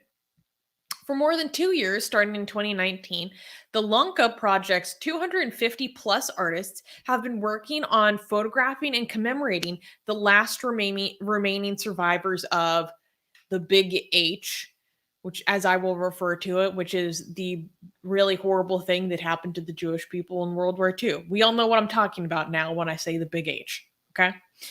The exhibition started in April 2021. And since then, images of Peggy Parnas, a Big H survivor, have been vandalized 5 times. Jim Hollander, curator of the Lanka Project, understands that the vandalism on Parnas's image is not anti-Semitism. Quote, "This is anti-feminist," he declared. For many Israelis, the attacks convey a more profound pain by knowing that the perpetrators are from within. For the past 20 years, advertisements and other imagery with women on them have been repeatedly torn down or defaced by ultra-Orthodox extremists. Hassan Nahum said that the radicals are trying to erase women from the public space. She added, quote, "This is not Kabul, this is Jerusalem." Yeah. These kind of attitudes exist even in Tel Aviv. There's like a Jewish neighborhood, ultra Orthodox Jewish neighborhood in Tel Aviv, and that I went to, and they do not like.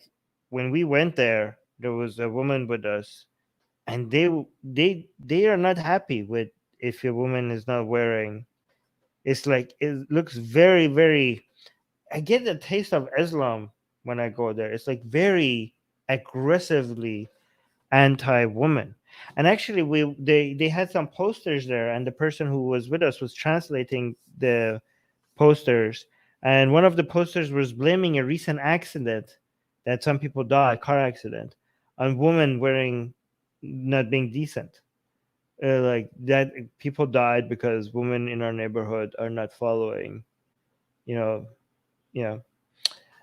So yeah, this is like just a reminder that Judaism is a backward, anti-woman, barbaric, ancient religion. That the only reason why we don't attack it as much as others is because the number of people who follow it is less, and therefore less stuff happens when it comes to And it's how less bad. likely to gain international attention because it Yeah. affects such a global minority. Yeah. Some people think we're not being fair because we don't attack Judaism as much. But what do you expect? Like, look at how many Christians are there, how many Hindus are there, and how many Muslims are there. Obviously, more stuff is going to happen in regards to those religions. Every I time think something were, yeah. I think Jews might be only around 2% of the global population. I thought it was one person. No, and also when you say Jews, you're talking that number is like not about their religion. That's ethnically they're Jewish. Mm-hmm. If you're talking about people who are Jewish, religiously Jewish, that's like even less. That's like so much, because most Jews are secular. Most Mm-hmm. ethnic Jews are not actually religious Jews. So if you think about how low of a population ethnic Jews are, and then think about a small percentage of them are religious, just think about how low of the population of the world is actually religiously Jew. So it would be weird. In fact, if we were equally attacking Judaism, I would suspect some ulterior motivations from our part. Do you know what I mean? Actually, you're right. Yeah, like imagine if we were covering attacking Judaism as much as Islam, Christianity, and Hinduism.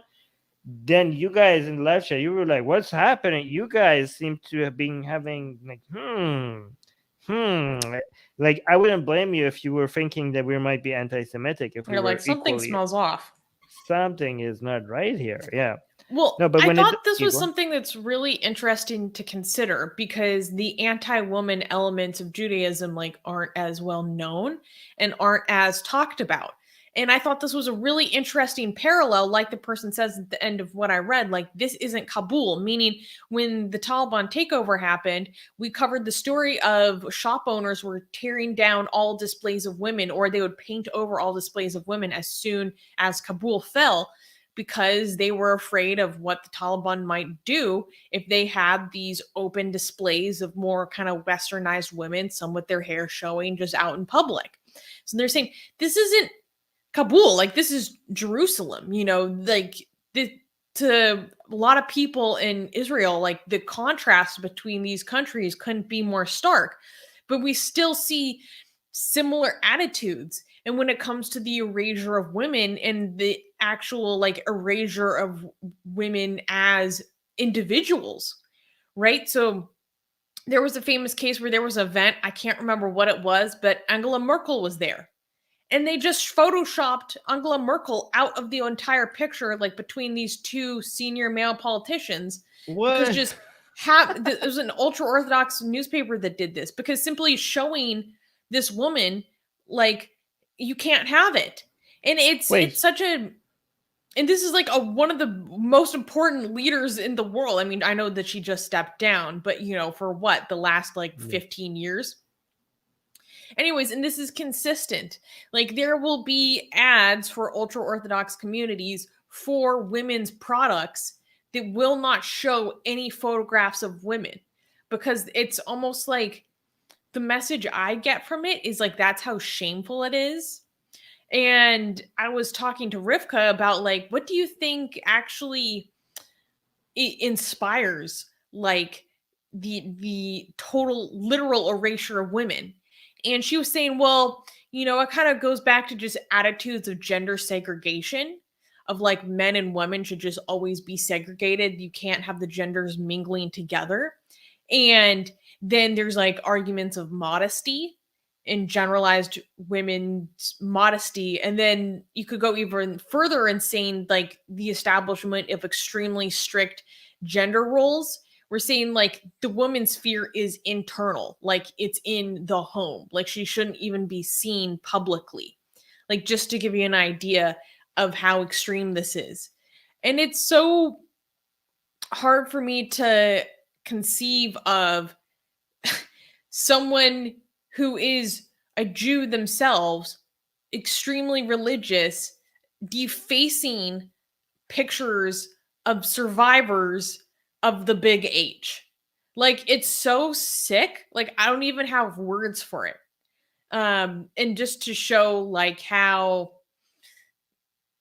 far this will go in twisting the minds of people. You're going to deface the face of a survivor of this event, that your heritage, oftentimes the attitudes of these ultra orthodox communities, is to replace the 6 million, so to speak. Like, one of the survivors of what happened to your group is like this elderly woman is beautifully painted to celebrate her resilience, and this is how you thank her. It's so twisted. You're muted. I went and found. Oh yeah. So Israeli newspaper edits out Angela Merkel from front page of on Paris March. So she was supposed to be standing here, like you see in the other pictures. She's standing right there. But in the picture in the newspaper, they edited her out. Like, look, she's not even wearing anything revealing. Look at this. Like, she's not. You like, can't be more modest. Yeah, like she's fully covered. She's fully covered, but this was the newspaper, and in the picture of the newspaper, they somehow remove because she's a woman. Like, this is a Jewish newspaper. Amazing, unbelievable. Look, she was standing right here. They just like put some random guy in there. Oh, Andrew's answering my question. As of 2010, there are 14 million Jews around the world, representing 0.2% of the world's population. Wow, so I was way off with 2%. Oh yeah, it's probably what I was thinking of. Wait, and those are, and these again, when he says Jews, he's talking about religious ones, secular ones, even atheist ones. So when it comes to only religious ones, it's even much lower, right? Yeah, well, I was Googling for this statistic, and it said something like, for the Jews that were polled, it was people who identified as Jew above all else was around like 14 million. Okay.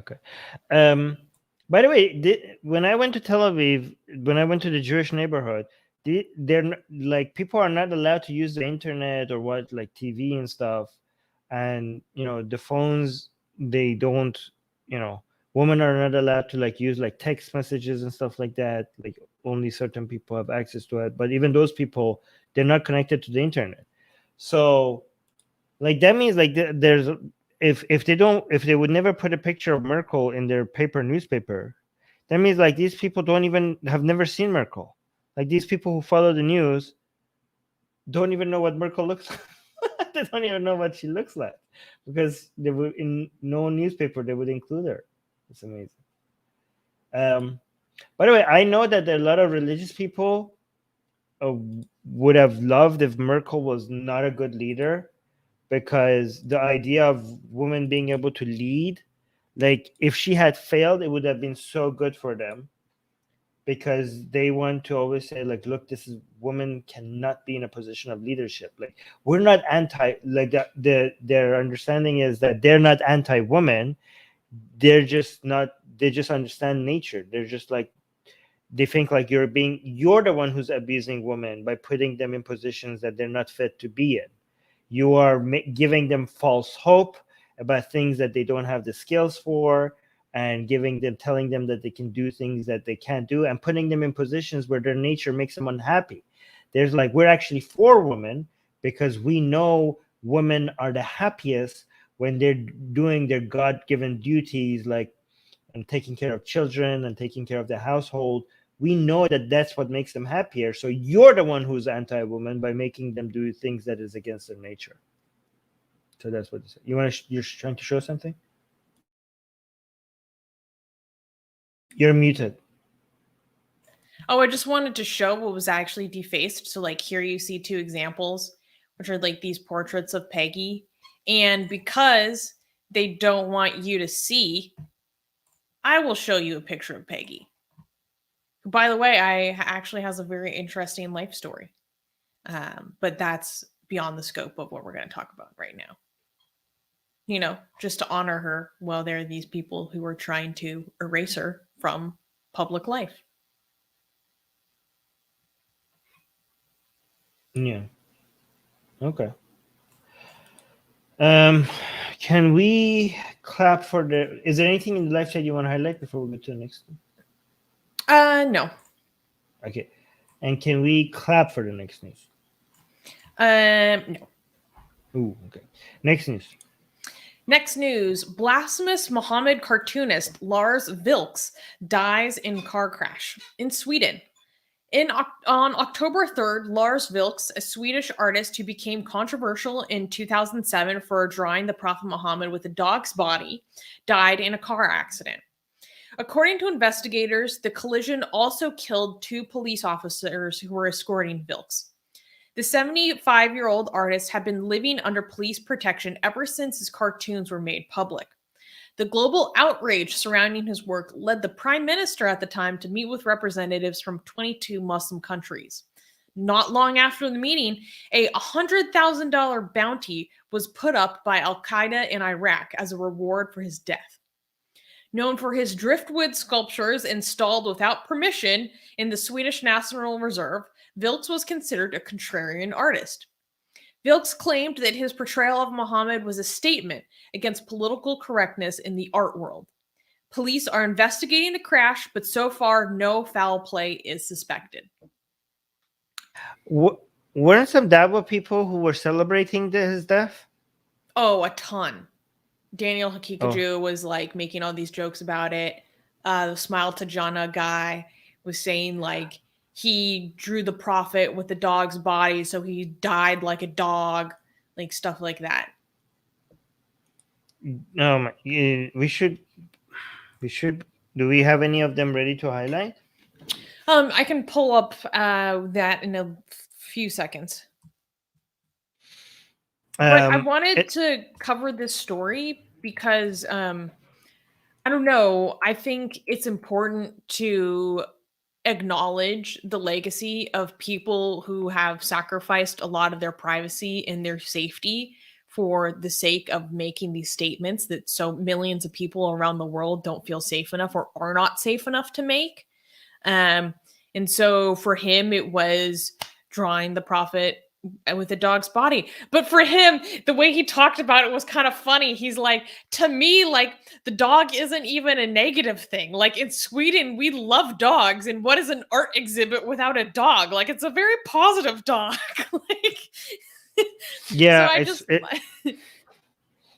it's interesting because I posted a picture of me with my dog on my personal YouTube channel, and there was these Iranian Muslims commenting, or like, it's so great to see that the fate of the Murtads, the fate of infidels, is for them to have dogs as companions, as if that was like an insult to me. You're like, oh, this is what you deserve. you get to have dogs. I'm like, oh no. Like, Meanwhile, what a everyone punishment. meanwhile, everyone else is like, more dogs for me. Like, Like, your uh, loss. and like, look at you. This is where infidels deserve to be, next to dogs. So like, wow, what what a okay. All right, poor me. I have a dog. All right, did you find any of the Yes, one dog second. punching? Okay. Yeah, guys, like there were so many Muslims celebrating this and thinking this was Allah's justice and Allah's punishment. And it's so bizarre because I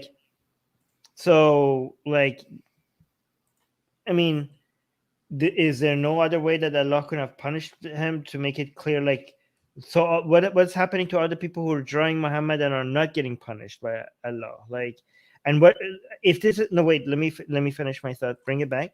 Yeah, I'll bring it back. And the interesting thing is, like, if you think this is Allah's punishment, like this is obviously he's being punished for him drawing Muhammad or whatever. Does that mean like the Muslims who are dying in car accidents, were they being punished for something equally as bad in your eyes? Like, it's just like none of this makes any sense. But yeah, go on, sure. Whoops. So Danny Hakikaju posted this that said Can you Muhammad zoom in? Cartoonist. It's already so big. No, I mean the caption is not big. I can't. It's already huge. Okay. So he's saying, "Hey Lars, I think you might have misunderstood the meaning of drive-through," and it shows a picture of a car that hit a wall that said "drive-through pharmacy." Except he photoshopped this in. This isn't actually the accident. This isn't what happened. And so he said, hey, no, guys, he didn't really no. Wait, let me go back up. So for people who might not know, Daniel Haraju is a Islamic apologist. He's a famous YouTuber that defends Islam, and he's famous for celebrating death of or potentially killing people who might be mortad or infidels or LGBT. Before you read the first comments, can you click on the 4,400 reactions just to see how many people? Like, if you click on it, you can see that 2,000 Muslims thought this was funny. All right, but go back. You were reading the top. Wait, just a second. Okay.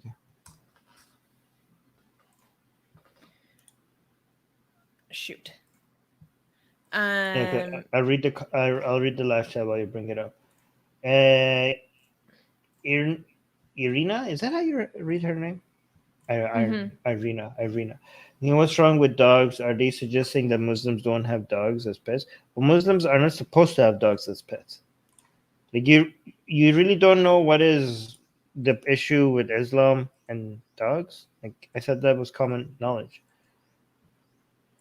Anyways. Why is StreamYard freaking out right now? Here we go, finally. Yeah. So he was saying, guys, he didn't really die by driving through a drive-through pharmacy. I just thought it'd be some good black comedy and wanted my dear Muslims to have a good laugh about his death. I sure am. Who says Muslims don't have a sense of humor? Wow. Any of the top comments by people, like in the? You want to read some of the ones that are getting a little bit higher? Just someone cursing him. No, read it. Read it out loud. When you are cursed by 1 billion, there is an extremely high probability of Allah accepting it. May Allah forever curse him, burden him with turmoils, constrict him in his grave, and let entire heat of all 7 hell descend on him. Wow.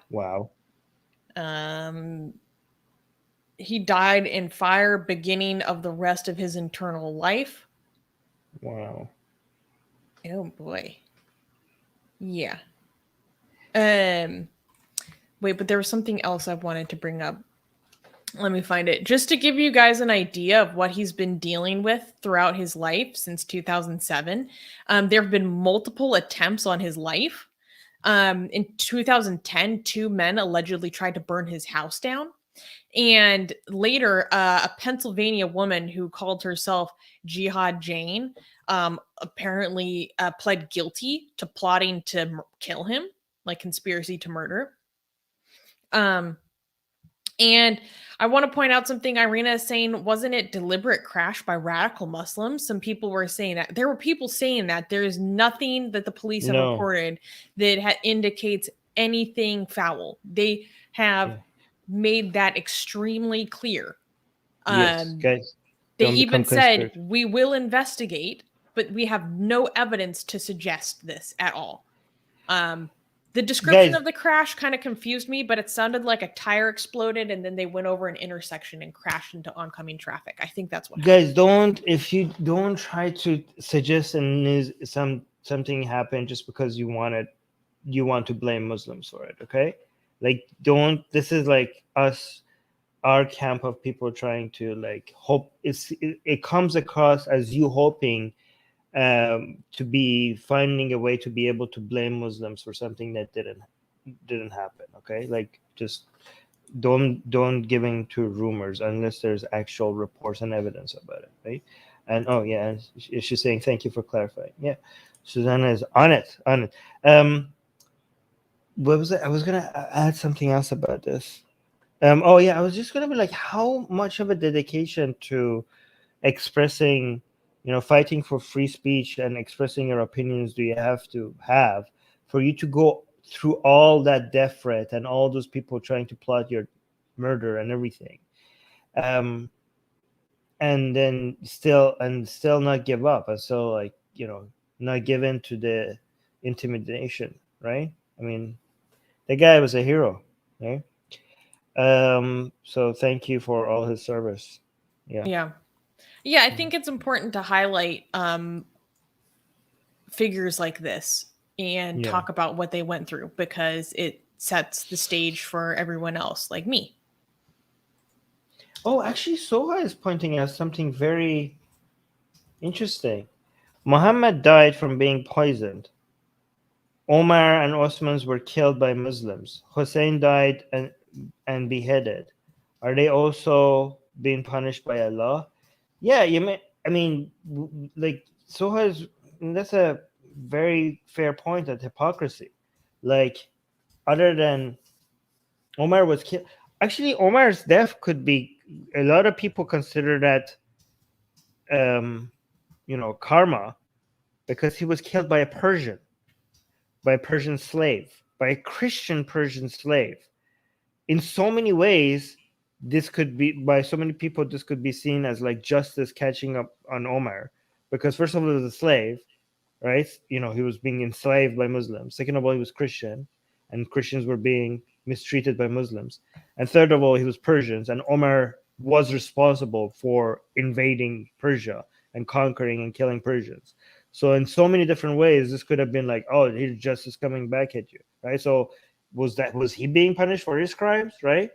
When Muhammad was poisoned, it wasn't the poison originally didn't kill him right away, but his body was weakened, and it's suspected that eventually when he died, it was that the effects of that poison catching up on him, right? Osman was also like, this guy like died in a car accident. Like, nobody like came, like there's no one-on-one correlation between what he did and his death, and yet these people are speculating like, oh, Allah made him punish you. But Osman as well, Osman, who like is the third Caliph of Muslims, his death is directly correlated to his mismanagement of people, of his his ruling, right? Like, people were upset and considered his ruling to be unjust, and they came and kill him. So again, if you want to like be like, oh, this is justice and karma getting back at you, I mean, Muslims would not say karma, but you know what I mean. Osman would be more justified. Hussein, I guess, I don't know. I'm not going to get into the whole Sunni Shia divide. But Hussein, you could also blame Hussein. Armin took Hussein took. Okay, I'm just going to quickly say, just to piss some people off. Okay, Hussein took women and children into a war that he allegedly knew he was going to lose. He killed the women and children that were with him. So Hussein was a murderer of women and children. Okay, so there's that. I know, Susanna, I know you're a Shia and that triggers you, so this is why you're upset. I know this is triggering for you, but go on. I was going to say that your video is very choppy right now.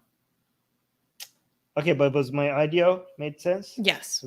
Okay. That's all that matters. Okay, you're just using it as an excuse to interrupt me as soon as guys. Is this a coincidence? As soon as I started talking about Hussein, she was like, "Armin." I'm like, "Yeah, sure. It's about my video being choppy. Sure, Susie." All right. All right. Okay. I'm kidding. Can we clap for the next news? No, this is the Oh worst my news we covered god. today. Guys, okay, I must criticize the cover of this. Whoever did our cover, this is not a good cover. This is a sad news, and I think like I don't approve. Can you talk to our cover editor and tell them that this is not a good choice? This is a tragic news. It deserves something less. This looks like a celebration of a woman being strong and holding a gun. Like, tell them that this is a really bad choice. Mm-hmm. Like, this looks like a strong woman being assertive, being, defending herself, celebration of holding a gun, putting next to a news of somebody look she like has a face of somebody being defiant and strong. This picture does not go with this title at all. Tell her that this was such a bad choice of image to use. All right. Anyways, next news. Next news, Arizona mother shoots 2 children, wanted them to, quote, go to heaven. On September 27th, Esther Callejas, a 24-year-old mother of 2 from Arizona, fatally shot one of her children. Phoenix Police Sergeant Ann Justice said in a statement that Callejas shot her children because she wanted them to go to heaven.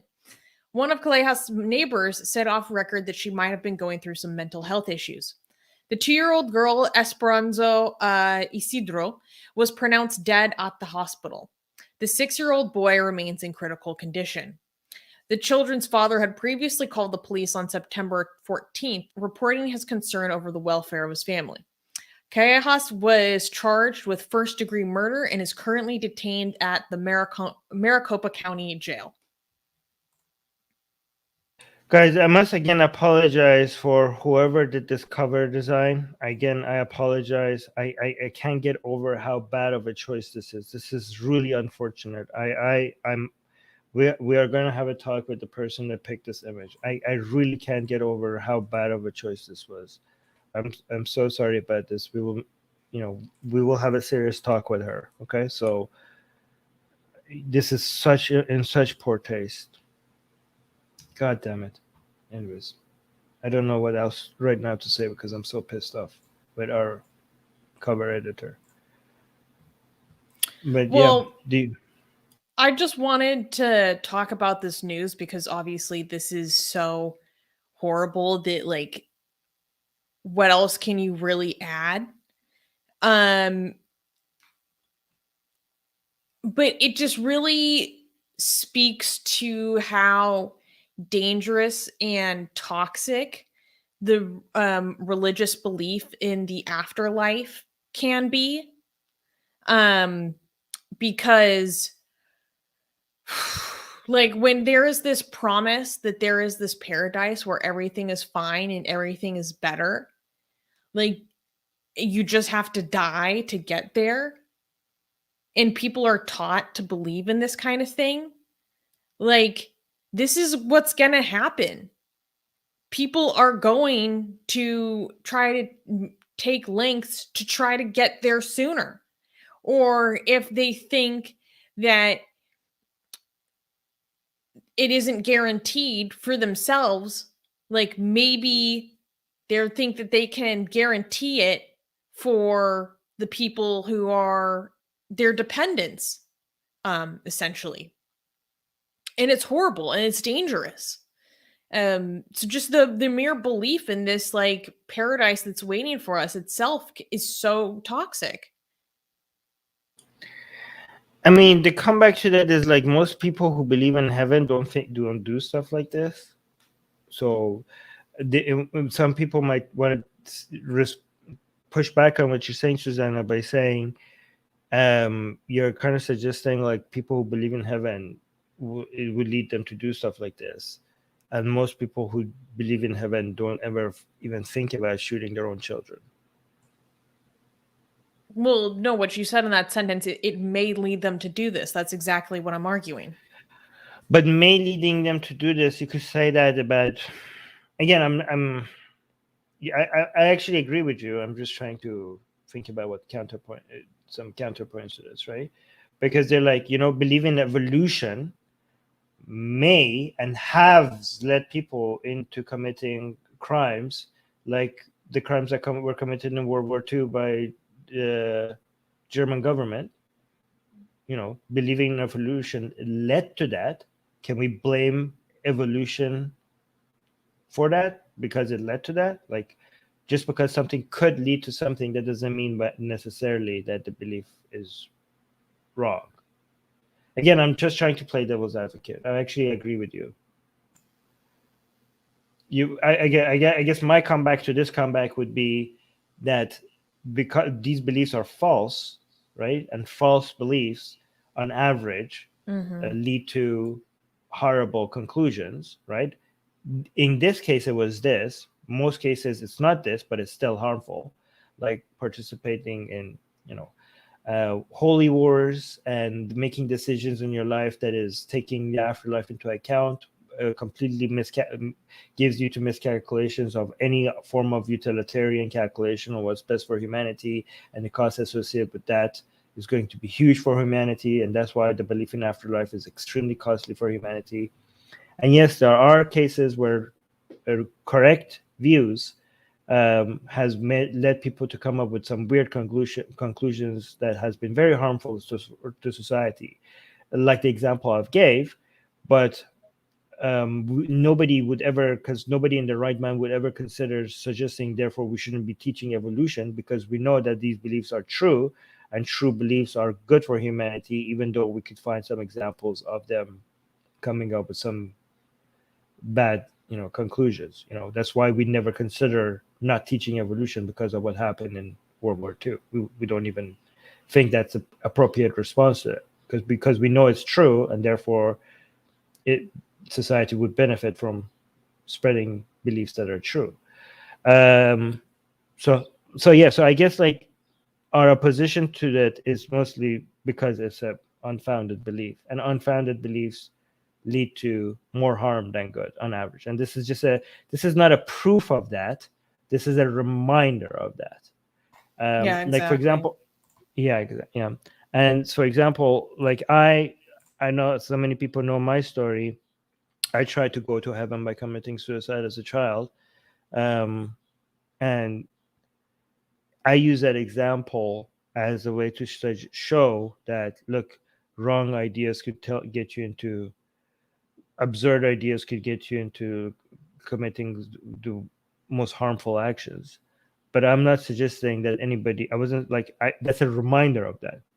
I'm not suggesting that people who believe in heaven would do what I did. Like, I obviously most people don't. Anyways, did you want to add anything to this or highlight anything in the live chat? I mean, there's really not anything to add. I mean, I just wanted to talk about it as a reminder of that these things still happen. They happen in America. They happen in, like your backyard. These people will do drastic, insane things and use these flaws that they've been taught in their thinking to justify it or try to make it seem like it's okay. Can I actually highlight the fact that technically, if their beliefs are true, this mother did. I'm trying to say it in a way that doesn't get us in trouble. Okay, all I'm saying is that.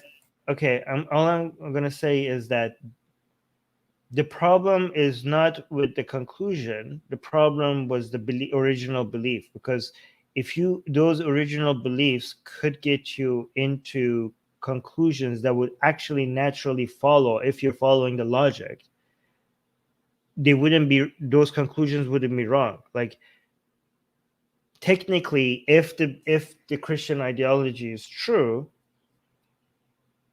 or the Islamic ideology is true, those are the conclusions that would naturally follow. Like a lot of people think like crazy people or radicals or I don't know, Islamic extremists, they are the ones who are being illogical about their religion.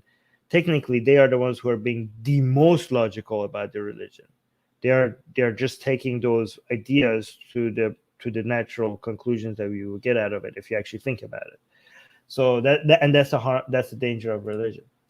Um, but I hope people understand what I'm saying, because YouTube is sometimes I think like we're advocating for things that we're not. If I actually explain to you what I'm saying, again, YouTube, these are not our beliefs. We are just talking about what other people's dangerous beliefs are. Are you okay? So, well, I got a mosquito attack. Can we clap for the? They're Can we coming for clap you. for the next one? Can we clap for Yes. yeah.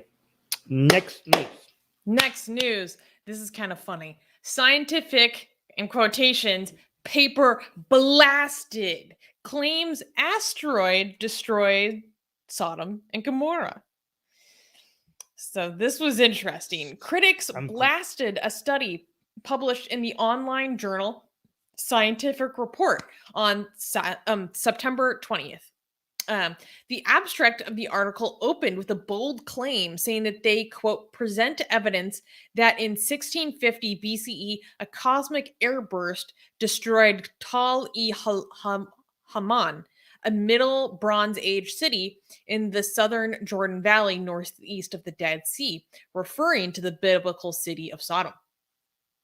The gravest mistake the authors of the meteor theory for Sodom's destruction made was in using physicist Dr. Mark Boslow's model of asteroid airburst. Boslow personally gutted the journal Scientific Report for publishing such pseudoscience. His tirade has thus far not been responded to by any of the authors. Other experts who caught wind of the controversial study started dissecting the supposed facts in credible science the authors carried out. Archaeologist Matthew Boulanger tweeted a step-by-step explanation of why the study's carbon dating is incorrect.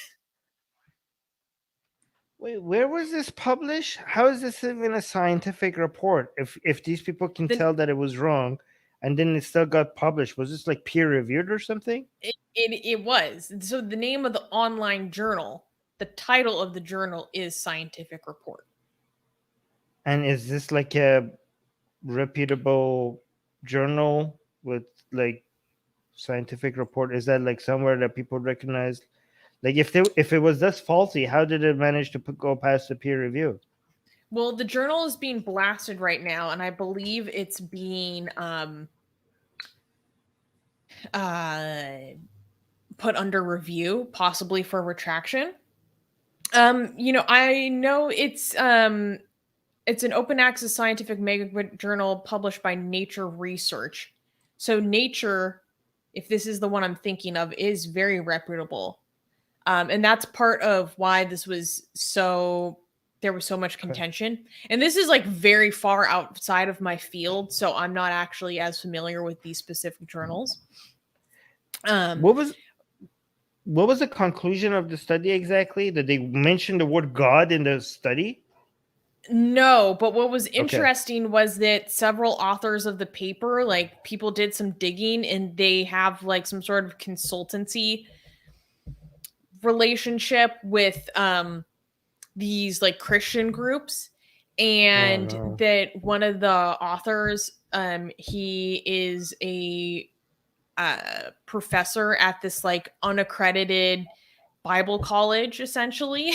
Oh no. And he got his own PhD from this unaccredited school. And so people were doing investigations, and they were like, it seems like they were really, like looking for validation of this event and like trying to make something. They're trying to make something happen that's just never going to happen. Right. So this is, by the way, going to be a great fuel for the Christians who say that the scientific community is biased against God. and it's not that they're looking for truth, they're just looking for their version of the truth, and anybody who dares speak against their truth is going to be attacked, suppressed, and like this is just going to the whole Christian victimization, mindset about, look, even when we use their methods to show that our beliefs are correct, they cannot tolerate anything that might confirm Christianity. They would have to, the entire scientific community will unite in coming down on anything that might reveal that God is real, that Jesus came, and like that the Bible is based on reality. Anything that could merely even suggest that any of these events happened, the entire scientific, even if it's peer reviewed and we using their own methods, the scientific community is just so anti-God and is so anti-Jesus and so anti-biblical that they are so offended by this that they cannot just accept the word of God. This is how they religious they are about their scientific faith, that they cannot accept any they cannot tolerate anything that could remotely challenge that. This is going to be. By the way, you're welcome, Christians who are watching. I just gave you your entire narrative. That's If you kind of were the narrative they went with. really, So really, there you go. I well, was right. let's see. So there was kind of an exchange that was captured, and there was there was accusations that some of the images that they even used in the publication were doctored, but they like reject these accusations. And there was this person who tweeted, this does not necessarily mean something, but it is remarkable that this archaeological research was overseen by an unaccredited evangelical Christian institution that pursues a divine authority in the Bible as the only written representation of reality. And then one of the co-authors says, this doesn't necessarily mean something. WTF does that mean? Then why you post, you bigot? You are a prejudiced, cheap shot artist, anti-science punk, and need to quit tweeting and publishing your publish your attacks in peer-reviewed contexts.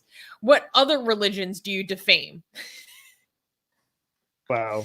Okay, I seriously I want to understand this. What is the claim here by this study? Okay, the claim is that somewhere in this area that we think was Sodom and Gomorrah. Like, do they even mention Sodom and Gomorrah, or they're just saying there was this asteroid here? Like, what is the claim? Like, what are it? So this is like so far outside of my field and understanding. Like, I have the Right. abstract in front of me, I can read it, but a lot of it is technical and means like No, you don't need to read the necessarily nothing abstract. to I'm me. just saying does the abstract or the conclusion mention God at all? Do No. they mention God? No. Do they mention Sodom and Gomorrah, or are they mentioning those areas only? Do they use the word Sodom or Gomorrah? No, but they do reference Genesis. Oh, they reference Genesis? Okay. Yeah, okay, so at the end of the abstract, it says Tal-e-Haman may be the second oldest city / town destroyed by a cosmic airburst / impact after Abu Huraira, Syria, and possibly Abu the Hurairah. the earliest site with an oral tradition that was written down, Genesis. Oh, well, okay. Okay, because, guys, I'm pretty sure some cities were at some point destroyed by asteroids. Like, in that area. Like, I mean, that happens. Not in that, like, so that, and maybe it's true. Like, I just hope, like, if people don't think like, oh, this confirms Genesis, right? It's possible that even that stories from Genesis were inspired by things that happened. Okay, so if all it comes out that any of this is true, like, this does not mean Genesis is true. This does not mean God is real. This doesn't mean Christianity is real. Like, Noah's flood story, which was inspired by like Gilgamesh or other stories before, those stories might have been inspired by actual floods. I mean, the fact that flood stories were more common in areas where floods were a thing is not an accident, right?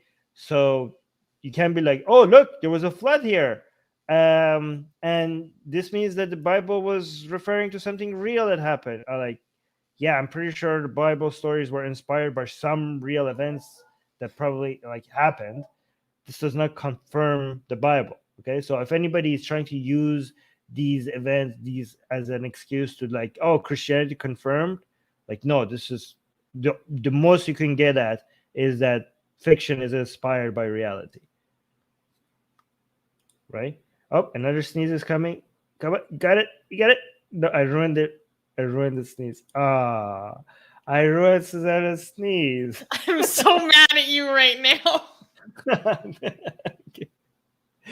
uh, Oh, it's such a horrible feeling. I still need It to was sneeze, but I can't. it's You're such a bully. Can we read some of these tweets before we go to the next one? Yeah, if you click on that, you'll see kind of a thread by that guy. Let's just read the first. So, this is a physicist who, in the paper, they like use some of his theories to actually make sense of like to make their claim. And it just a note in this tweet, he mistakenly identifies Nature as the journal that published this. It wasn't Nature, which is like one of the most reputable in the world. It was Scientific Report. So just to be clear, the prestigious and international journal Nature, which I just clarified, has expanded its scope beyond science and is now publishing papers in the field of biblical archaeology. A paper published today asked the question, did God smite the sinners of Sodom with a hashtag asteroid? Okay, so I have two problems with this, other than the first mistake that you already addressed. Well, biblical archaeology. No, yeah, but that's not my main problem with it. My problem is like biblical archaeology is actually science. Like biblical archaeology is done a lot by non-Christians, and they're trying to find the sources of like biblical stories using archaeology. Biblical archaeology is not like a Christian or dogmatically religious thing. That is actually science. That's not really the scope of Nature, the journal Nature. Okay. That's why he's saying. I know, but it seems like it comes across to me as if like it's saying like, oh, you're being unscientific now, even because you're doing biblical archaeology. Do you know what I mean? Like for example, a lot of biblical scholars are not Christians, and they don't let their beliefs influence their findings, right? Like, I mean, biblical scholars is different from biblical archaeology, but I'm just saying, like, just because something has the word biblical in it, it doesn't mean it's bullshit. Okay, these are like serious. There's some, but yeah, I know, like maybe Nature, maybe that's not the scope of that. That publication, but to me it comes across as like a diss, as like, oh, you're doing biblical archaeology now, like you're less scientific. Well, it is a diss when you're using archaeology to not be objective and instead look for conclusions that would support what you're looking for. I think that's what this person's getting at. Yeah, I know. To me, it is coming across as like a diss as biblical archaeology. Maybe I'm reading it wrong. Okay. Also, the second person, a paper published today asked the question, did God smite the sinners of Sodom with... Was that the paper asking that question? Or was that the reporting? He's doing like a little reporter shtick. Like, begs the question, did God smite the sinners of Sodom with an asteroid? Like, that's how I read it. Yes. Because, I mean, the paper could be less guilty than some people are assuming if the paper itself wasn't suggesting that this proves that God smites Sodom. You know what I mean? But anyway, I just want to... No, just when taken in its totality, people are like, wait a second. Yeah. Like, this city, you're making this claim about an asteroid. In comparison, like, we know that this city is like referring to Sodom or what was like Gomorrah, like... I see what you're doing there. Yes. Do we want to read this tweet? No, it's kind of just part of a longer thread, and it's because people are technical language that I don't understand. But there were people going in on this. So these seem to be like experts, or you could go and check their credentials. But you could pause the screen here if you want Yeah, later wait, and this see what. last one was good. Wait, go down. Okay. So Dr. Megan A. Perry is saying normally this would not be a problem, talking about like all this other stuff she covered in her thread. But in the case of this excavation, where the director has a clear objective to prove elements of the Bible actually occurred, otherwise he will lose his $1 million endowment, this is a huge cause of concern. Okay, I don't know anything about this $1 million endowment, so I don't know where she's making that claim from. But there is a clear ideological conflict of interest here. Interesting. I'm actually encouraged to see when something like this comes out and people are like, shows how much like rigorous, like, you know, in the scientific community, people are like, okay, let's see your biases, let's see your funding, let's see your motivations. You know, like this is like, there's, even when sometimes something passes that filter, there is a pushback against it. You know what I mean? Like, to feel like, how did we let this happen? And there's some like post-mortem analysis. So it's good. All right. Do we have our last news, right? Yes. Oh wow. Okay, this is actually very good news. I mean, yeah. Can we clap for this? Yes, we can. Next news. Next news. Steven Pinker and Lawrence Krauss endorse statement to include Afghan atheists in refugee resettlement. So, guys, Atheist Republic has joined over, actually exactly 50 individuals and Canadian secular organizations in releasing a statement on the current omission in the Special Humanitarian Assistance Program for Afghan nationals, which currently excludes Afghan atheists fleeing persecution. This joint statement represents a nationwide campaign for support backed by the widest gambit of Canadian atheists and humanists ever seen. The signatories include notable figures such as physicist Lawrence Krauss and cognitive psychologist Steven Pinker. This collaborative endeavor urgently calls upon the Government of Canada to immediately issue a clarification of this resettlement program to explicitly include non-religious Afghan atheists, humanists, agnostics as eligible for resettlement in Canada. Okay. Before we go and acknowledge the people who signed this.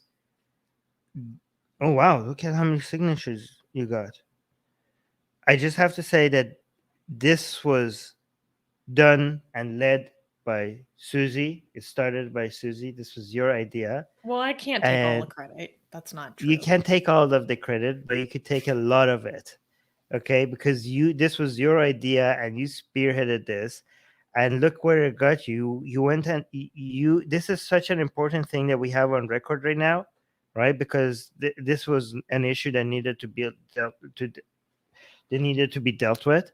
You had the Canadian government, which is like one of the most celebrated ones when it comes to advocacy for human rights and like in countries that are needed, and they were excluding, you know, excluding atheists, and this is something that nobody addressed until now, and now we're on record. All these organizations are record demanding this, and you got names like Steven Pinker, like signing it. Like that's amazing work. Well, and I can't take credit for that. Like other people reached out to you, him. as in, I know. Okay, fine, sis. But you started something that got these people, accepting. Like you got this to that. You started this was your idea. Other people took this and reached out to other people, and they got names like Steven Pinker, but it was you that managed to bring this to their attention, and now this is becoming a major topic, because you have led this, and you started something so important and now so successful, only like 1 year after you got into this form of activism. You know what I mean? And this is so meaningful. So I'm really proud of you, and like I hope and like I hope people understand, like, because guys, one thing you don't understand about Susan is like she's constantly like thinking about how can we actually like do something that makes a difference, and she's like, we don't have enough resources, so she's trying to figure out with the resources that we have, because she's really concerned about actually helping people, and she's like trying to figure out, like, we have this, with what we have, how can we, like, with the amount of donations and resources that we get, like, she's constantly frustrated about why can't we do more. Like, she struggles with that, and she's thinking about that this was her idea about, like, because of her concern of what we're doing, right? And I know it's just you have such a big heart, Suze, that you actually are trying to figure out how to actually make a difference with the very little resources that we have. um and I we guys, make sure you share this, because this does deserve to get my attention, because if work like this actually has any benefit, is going to like gets any change done at all, even if it's little, it's going to be only because you in the live chat and the audience and other people shared it around for it to get enough attention to make a difference. And if it makes even the slightest difference, it's going to give us a signal that we're, stuff like this works. Okay, so it is not just up to us. Like, people are like, oh, why are you not doing this, why are you not doing that?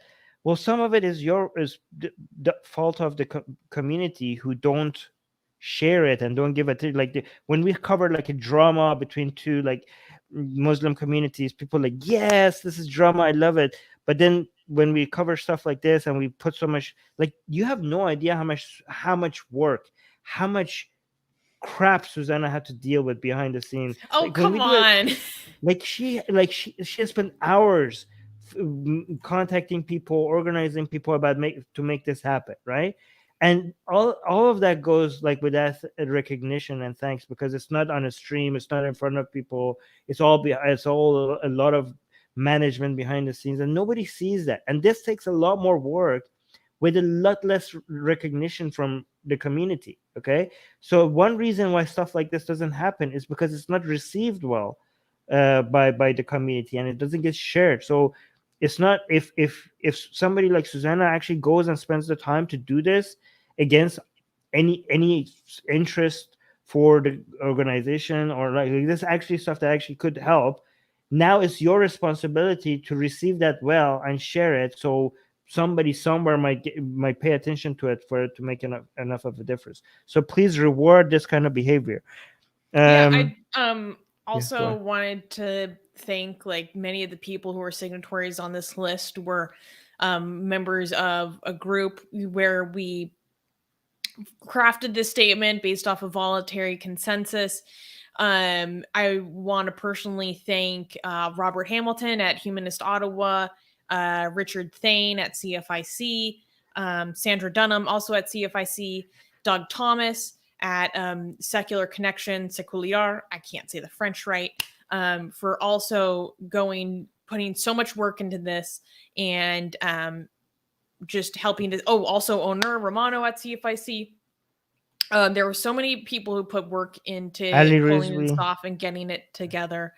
And I really appreciated all the time we went on trying to address this issue, because as soon as Kabul fell, we were very aware of, obviously, the risk to Afghan atheists. Everyone was being flooded with requests for help from Afghan atheists.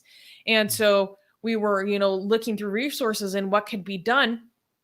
And we identified this massive issue in the current language of the Afghan resettlement program, as I call it for short, or the full name is the Special Humanitarian Assistance Program for Afghan Nationals, which if you want to get the specifics, you can read the statement. Link is in the description and on our website and on the website of Secular Connection.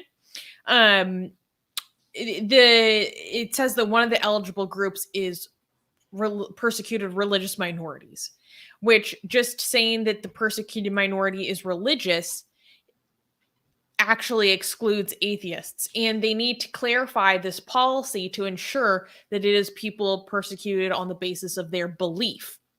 Okay, that slight change in language can make a huge difference in who this sort of program is available for. And this is important because Canada is one of the few countries that is offering resettlement for just vulnerable or at-risk Afghans. Most other governments are only allowing for resettlement for people who actually assisted their individual government. But Canada has opened the program for a wider swath of people. Originally, it was only 20,000 spots. They since doubled it to 40,000 spots. And we want to make sure that the Afghan atheists who are reaching out to us, you know, for in desperate need of help, they could be eligible for this.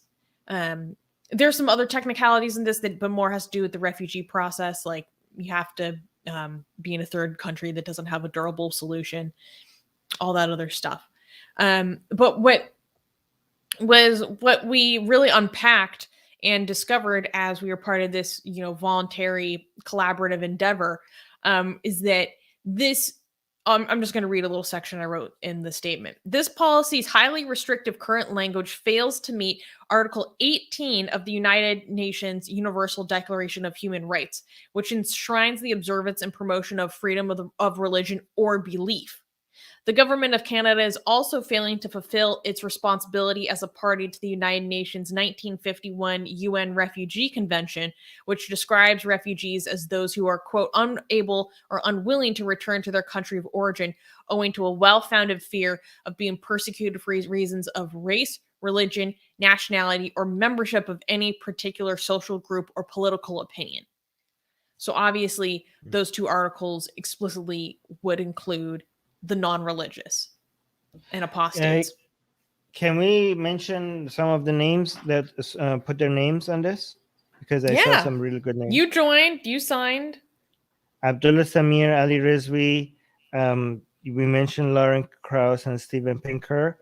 I also want to mention, I saw some good names. Muhammad Sayed was here.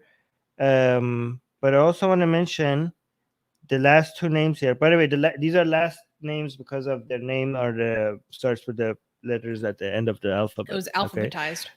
Yes. But Tarek Fatah and Yasmin Muhammad also signed their names. Okay. And I know we had our differences here on this channel with Tarek Fatah and Yasmin Muhammad, but I do want to really appreciate, guys. And again, Yasmin Muhammad and Tarek Fatah had the differences with us as well. But I want to celebrate the fact that when it comes to things that are important and things that are really matter, like we don't, you know, those differences that we have become so insignificant, you know, like Yasmin Muhammad had no issue putting her name here, and Tarek Fatah didn't have any issue putting his name here as well. And I want to really thank them for that. That's very, and be very grateful for that. So thank you to both of them for doing this. Yeah, I didn't say Tarek is a bad person. I just said we had our differences, but when it comes to important issues like this, we don't let petty differences like that get in the way of doing what's right. So really grateful to that. Susanna, can we mention the person that wanted to put their name on this but couldn't, and thank them as well because this was supposed to be Canadian? I don't remember what you're talking about, so we shouldn't. Okay, so there's a certain person that also wanted to put their name on this, and that would be and just thanks to them. But this was supposed to be from Canadian organizations and individuals. Oh, are you talking about Miriam? Yes. So Yeah. I just wanted to thank her also for the fact that she reached out and offered to sign, but this was supposed to be pressuring the Canadian government, so it had to be other Canadian organizations that are active within Canada or people who are Canadian.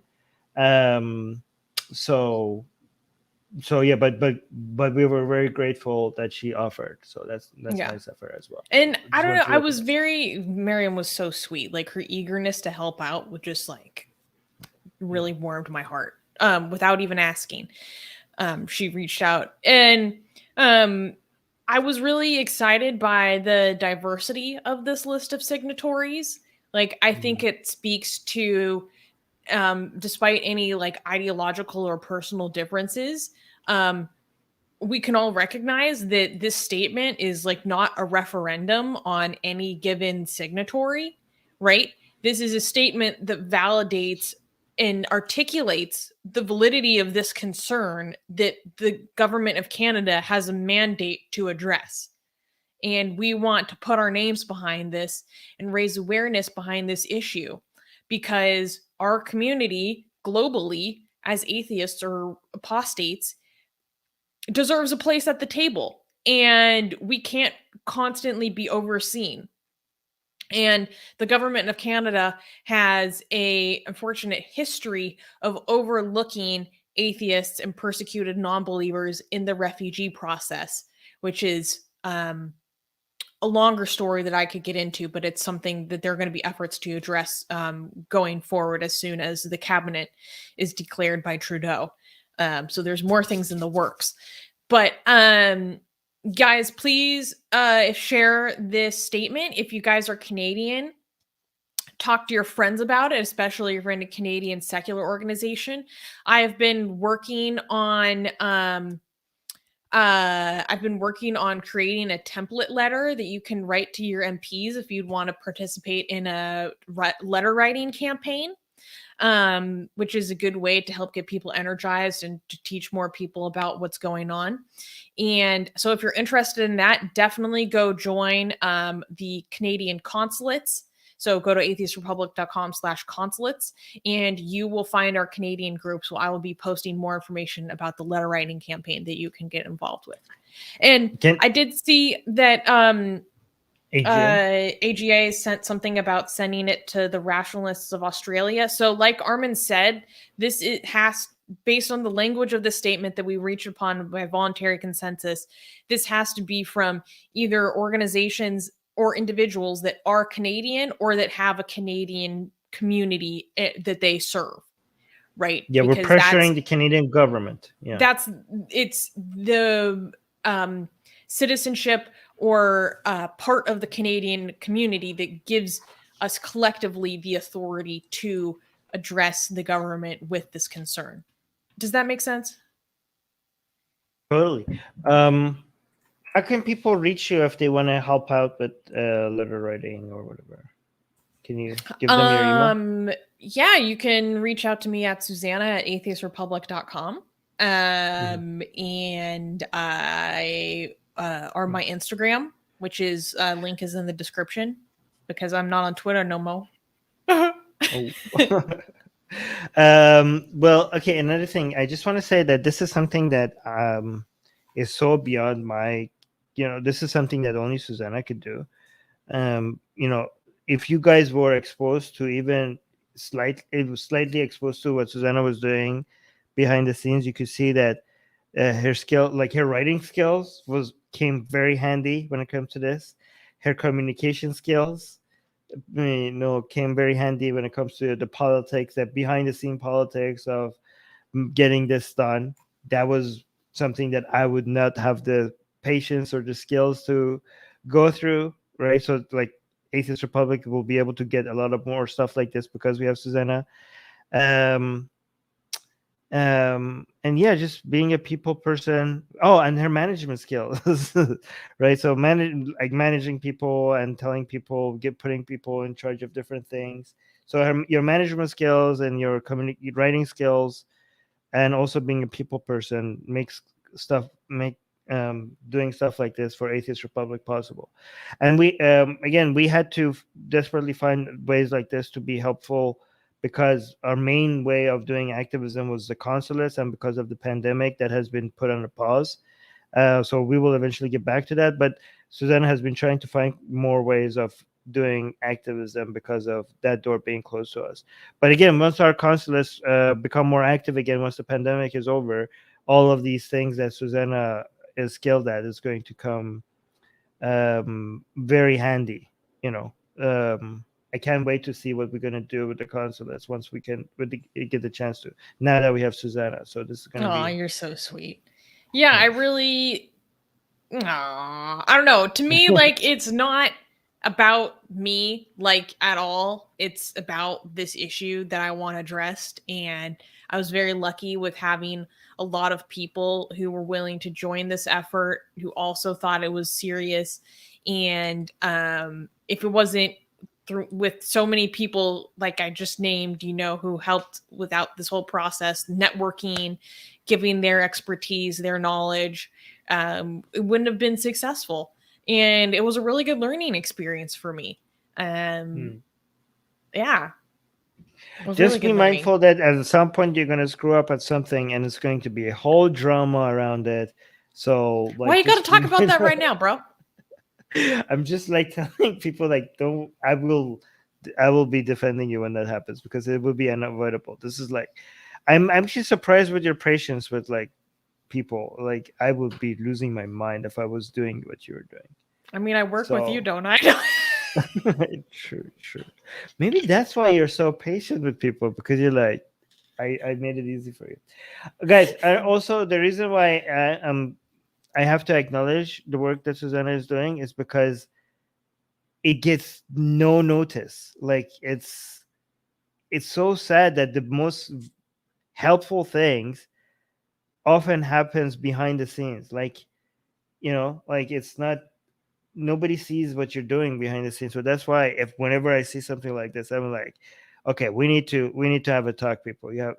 So anyways, thank you, Sus. Aw, I appreciate it. Thank you. But Yeah. like I said, if you're passionate about this issue and you're Canadian and you want to get involved, please join our consulates across Canada, because there will be more information coming shortly about how you can actually help and you can get involved. Yeah. And Also, again, if you want, wait, I can't not say this. If you have connections to any news media, any journalists in Canada, this is super important. We want to get press on this issue. So if you have connections to any journalists or any press in Canada, like I said, please reach out to right there, Susanna at atheistrepublic.com. Or you can reach thank you out so to Doug, and his information is provided at the bottom of the the statement. So, guys, if you don't do anything about this, you are part of the problem. Okay, you can't just be like thanking Susanna. You're also like have to make these kind of activism actually work. You are now responsible in spreading this around, contacting Susanna, sharing this news, making so like you can't be like, oh, why don't atheist organizations don't do more stuff like this? Well, if you're not sharing this or contacting Susanna, you are the reason why atheist organizations are not doing more stuff like this. Okay, so look at yourself. Okay, you're the problem. Okay. oh snap. Putting you on notice. Well, okay, on a different note, I would like to thank the many people that I worked with to make this come to fruition. Yes, thank you. No, I don't want to thank. I just want Armin, shut up for ending it right now. all right. No, I'm kidding. Thank you to all of them. Thank you. All right, bye, guys. This is why we need Susanna. I'm not good at. I yeah, clearly. All right. Oh, guys, before we go, remember to like the stream, subscribe. If you enjoyed spending the last almost 3 hours with us, hit the thumbs up. And if you want to know how to stay in touch with us and what's going on, what's new, if you always want to know how to reach us, no matter what platform we get nuked off of, subscribe to our newsletter. Link is in the description. You get tons of free gifts, like a free copy of Armin's book, Blasphemous art multiple times per week. It's glorious. So if you're not there already, you're not one of the cool kids. Yes, exactly. That's perfect. All right, guys. Bye. See you. Bye. Soon. Bye.